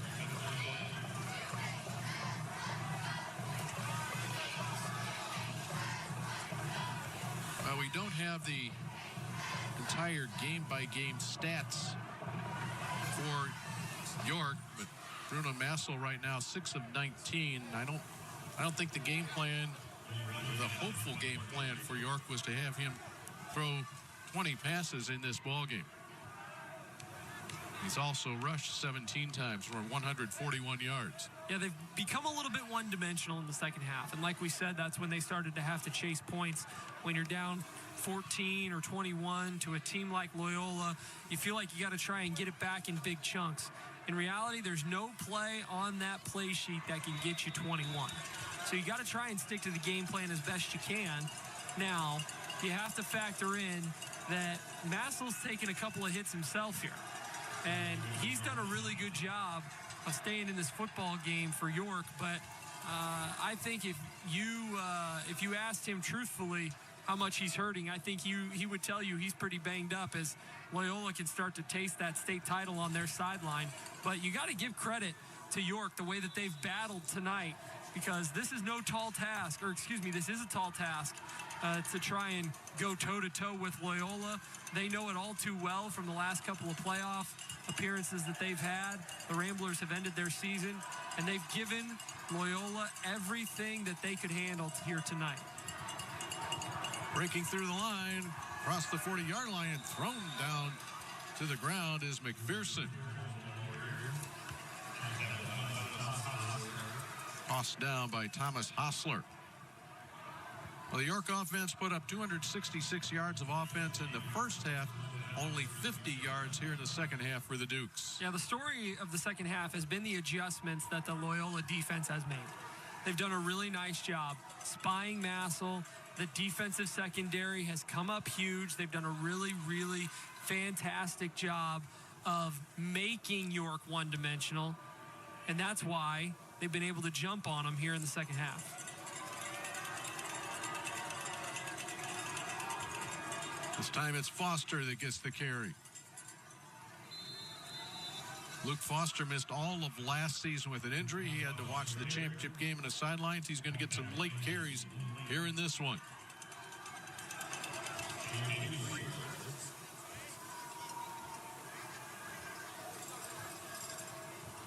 And it is just let the clock run time for the Loyola offense. Yep. Loyola's going to try and snap this ball with under 5 seconds on the play clock every time now if they can, and try and make sure that York doesn't even get another chance to touch the football. Well, clock down to 9 seconds right now. Fitzgerald very calm in the backfield. He'll take the snap with 4. McPherson. And stutter steps along the way as he passes through the line.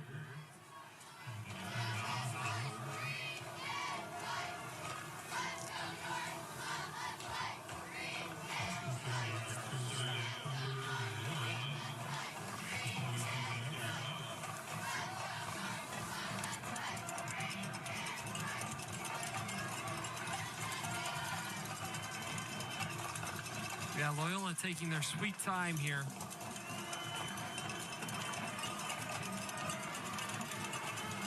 All they need is a yard to move the chains. Foster will get that yard. Couple extras. He gets out to about the 22-yard line. And if you're Loyola on that sideline, you're just starting to do math in your head on the coaching staff. You're thinking, depending on how quickly we can get the next first down, it's 1, maybe 2 more first downs before we can start to take a knee. I don't know if York will use their timeouts that they've got in their pocket. They've got 2 to take if they need them. But this one's all but over. Loyola is going to go for the three-peat here in 8A. It will be the third three-peater, if you will, of this championship Saturday.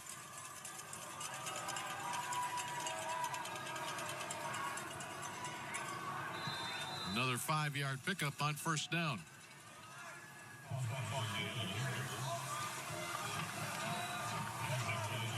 Keep an eye on those orange jugs.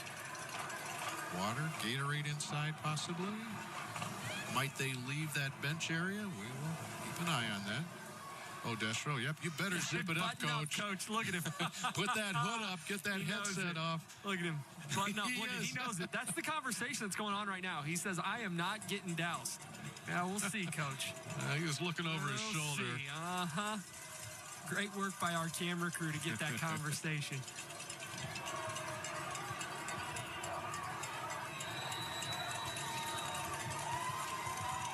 Our defensive play of the game is brought to you by Union Carpenters and Contractors, partners in building communities and supporting working families. And where are we going to go for that? Here in our 7A game. Look at this defensive move by head coach Jordan Lynch, avoiding the dunking. I'm sorry, Caravan. Missed your opportunity there. That might have been his second dunking because it looked like the shirt was already wet. But he did a nice job to avoid that second one. He still has some moves. We're down underneath 2 minutes. Foster, the senior, will get another carry. Why would Luke Foster like to get into the end zone after missing last season? Only a couple of snaps left in this game, however. Yeah, 1 more first down to move the chains here on 4th. And then Loyola's 1 knee away from the game being over. I wonder if they'll even snap this ball and go for it, or if they'll just take the knee right now and give it back to York. We'll see. They'll take that clock down. They're going to line up, yeah. Yep.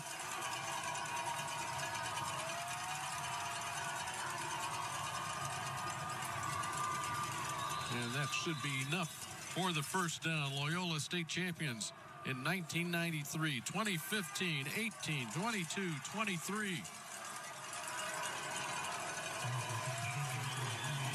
He is a little bit short. It'll be a first down for York. And now the Ramblers can cut loose a little bit here.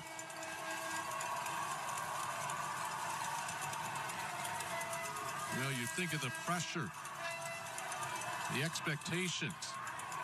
They were doubted earlier in the year. A couple of early losses. They recovered and have dominated through the latter portion of this season.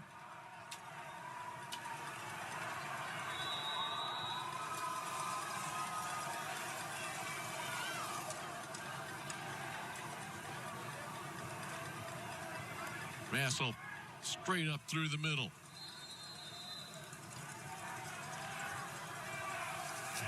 Get some new players into the ball game for the Dukes.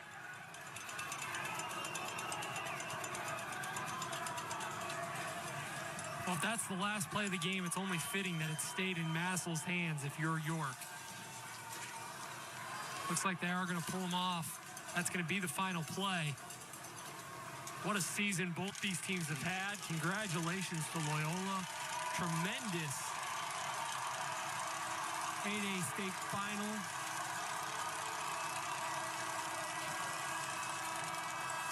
Pat Fitzgerald coming down from the booth, former head coach at Northwestern. And he and his son will claim a state championship, the 6th in Loyola Academy history, 3 straight. Tonight, 35-14 winners over York, making its first appearance in the state finals.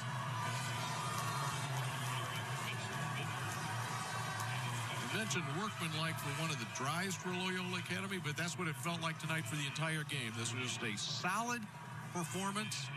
Did not flinch when York scored first, when the Dukes tied it, and then just put this one away. Well, you know, there's always a lot of questions on this weekend about who the best team in the state is, and that's 1A through 8A. And I think a lot of people had those questions this year because we didn't see as many dominating teams in each class. We only saw one undefeated team in the entire state, and that was in 1A, Belleville-Althoff. And so I think a lot of people came into Saturday wondering who the best team in the entire state was. And, man, I tell you what, the way a lot of these teams played 5 through 8A, I think those questions still exist. But make no mistake, Loyola Academy and the season they had after starting 1 and 2 certainly cements their place as one of the best in the state for 2024. 35-14 winners tonight over York. We'll step aside in just a moment. We come back. We've got ceremonies and interviews for you. The IHSA Football State Championships are brought to you in part by Menards. Save big money on all your home improvement needs. And by SIU Carbondale. Imagine the possibilities. Attention high school students. If you're tired of hearing the same old college debt story, we've got an exciting alternative for you. Join the Mid-America Carpenters Union and let your career dreams take flight. You can earn great pay, enjoy no-cost health insurance, and secure a stable retirement, all with no college debt and an elite career that's here to stay. It's time to build your future your way. Ready to carve your path to success? Contact the Mid-America Carpenters Union today to learn how you can unleash your potential. Imagine going from the classroom to the big stage. This territory, this place, our home, isn't just for learning, but for understanding the very power of what imagination actually means. A place where you can know, from player to coach, from the ground to the sky. So close your eyes, envision the roar that is a spirit of thousands of Salukis. Capture this moment and go forward together. All right, let's go. I'll strap for the kids, and you get something for the dog. Sounds good. Let's do this.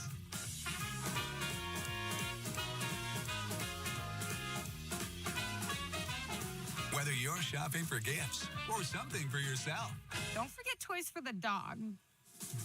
rush in for Black Friday deals at Menards that everyone will love. Because when they're gone, they're gone. Save big money at Menards. You know what it's like to watch a winning team. Now it's your turn to be a part of one. The Illinois State Police is recruiting for our next cadet classes, and you could be our MVP. Protect the public, help those in need, and make a lasting impact in your community. Our mission, your future, higher purpose, higher pay. Starting pay is at $90,000 with incredible benefits package, including a take-home squad car, tuition reimbursement, paid leave, and more. Join the team that makes a difference. Apply today at IllinoisTrooper.com. There's your final score. The champs in Class 8A, Loyola Academy knocking off York 35-14. You know, we've been spotlighting the Gatorade celebrations, the dunking of the coaches. Well, they take all types of forms, Chris. This one, not quite the orthodox form. Yeah, I mean, look at this melee that happens over there on the Loyola sideline. That's Coach Deschereaux that goes down at the 30. That's only after they take out a cameraman and one of their own teammates to try and get to the head coach. And look at them. Success. Yeah, well, I don't know how successful they were. We're going to find out here in a second because I think Nicole has head coach. Yeah, let's go to Nicole right now. Coach, you put the finishing touches on a three-peat tonight. 2 of those titles belong to you. One of them belongs to John Holichek, a guy who I know is very important to you. So much so you wanted him on the sidelines here, back on this coaching staff. Well, he's here with you tonight. What does it mean to you to carry on the legacy here at Loyola Academy? It means everything. As an alum, you know, for our entire Loyola Academy community, the fact of the success that we've had, it means the world. And talk to me about Ryan Fitzgerald, your quarterback, and Drew McPherson. They each put up 3 touchdowns apiece. They're headed to Iowa together, best friends. What did it mean to coach them this year, and how fun was it? It is extremely fun. Just 2 amazing kids, 2 amazing competitors. They great teammates. I can't say enough good things about them. They're awesome kids. Enjoy, Coach. Go celebrate. Thanks. Let's go. All right, over to the public dress announcer now for the trophy ceremony. Fans, please direct your attention to the 50-yard line for the awards presentation fueled by Illinois Farm Families. Members of the Illinois High School Association Board of Directors are with us this evening to present the team and individual awards. Representing the board are Augie Fontanetta of New Trier, Ron Lear of Plainfield North, Dwayne Bates of Glenbard East, and Tom Shergan of Chicago de La Salle. Finished the season in second place, the York High School Dukes. Representing York this evening, Superintendent Dr. Keisha Campbell, Principal Dr. Jessica Hurt, Athletic Director Rob Wagner, Coach Don Gelsomino, and the captains of runner-up York.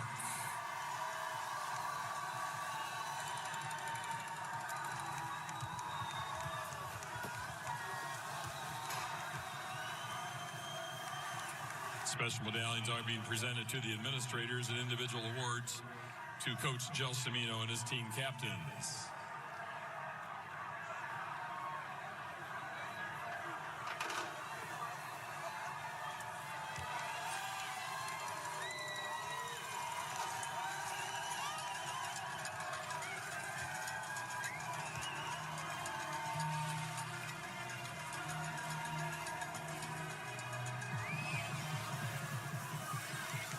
And now the second place trophy will be presented to the Dukes of York, who finished the season with a final record of 11 wins and 3 losses.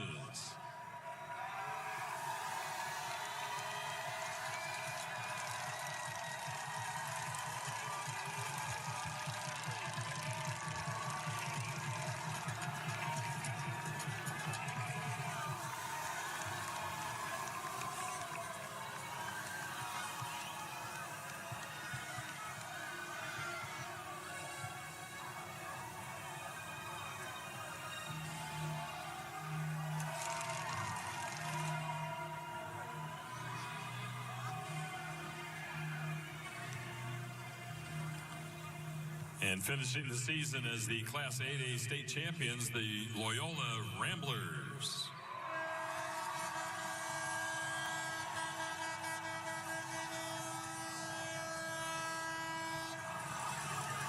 On hand this evening, President Greg Ostdyke, Principal Tim Devine, Athletic Director Genevieve Atwood, Coach Bo Deschereaux, and the captains of champion Loyola Academy.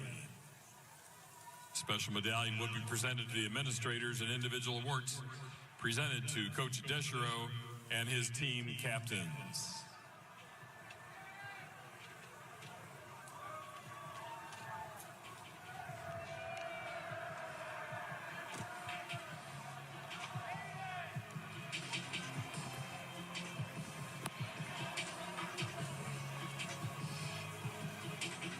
And now this year's state championship Class 8A team trophy will be presented to the Ramblers of Loyola Academy, who finished the season with a final record of 12 wins and 2 losses.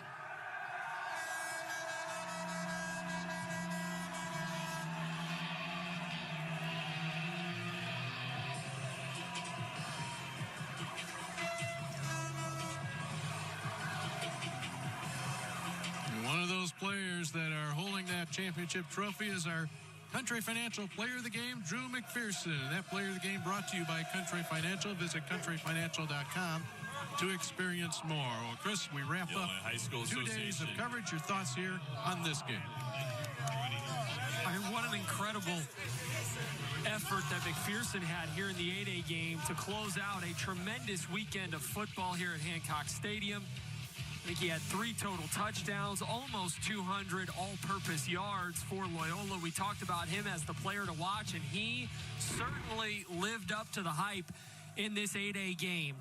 I mean, just an unbelievable performance by Loyola, and every single champion that we saw here through 2 days, I mean, they earned it. They earned their way to this spot. They earned everything that they got here at Hancock Stadium this weekend, and give Loyola a ton of credit for being the last one standing in 8A. Well, we'd like to thank everybody that joined us for this one. Chris Highland, my partner, Nicole Sedeby down on the field, the entire crew up here in the booth. We talked about the cameraman.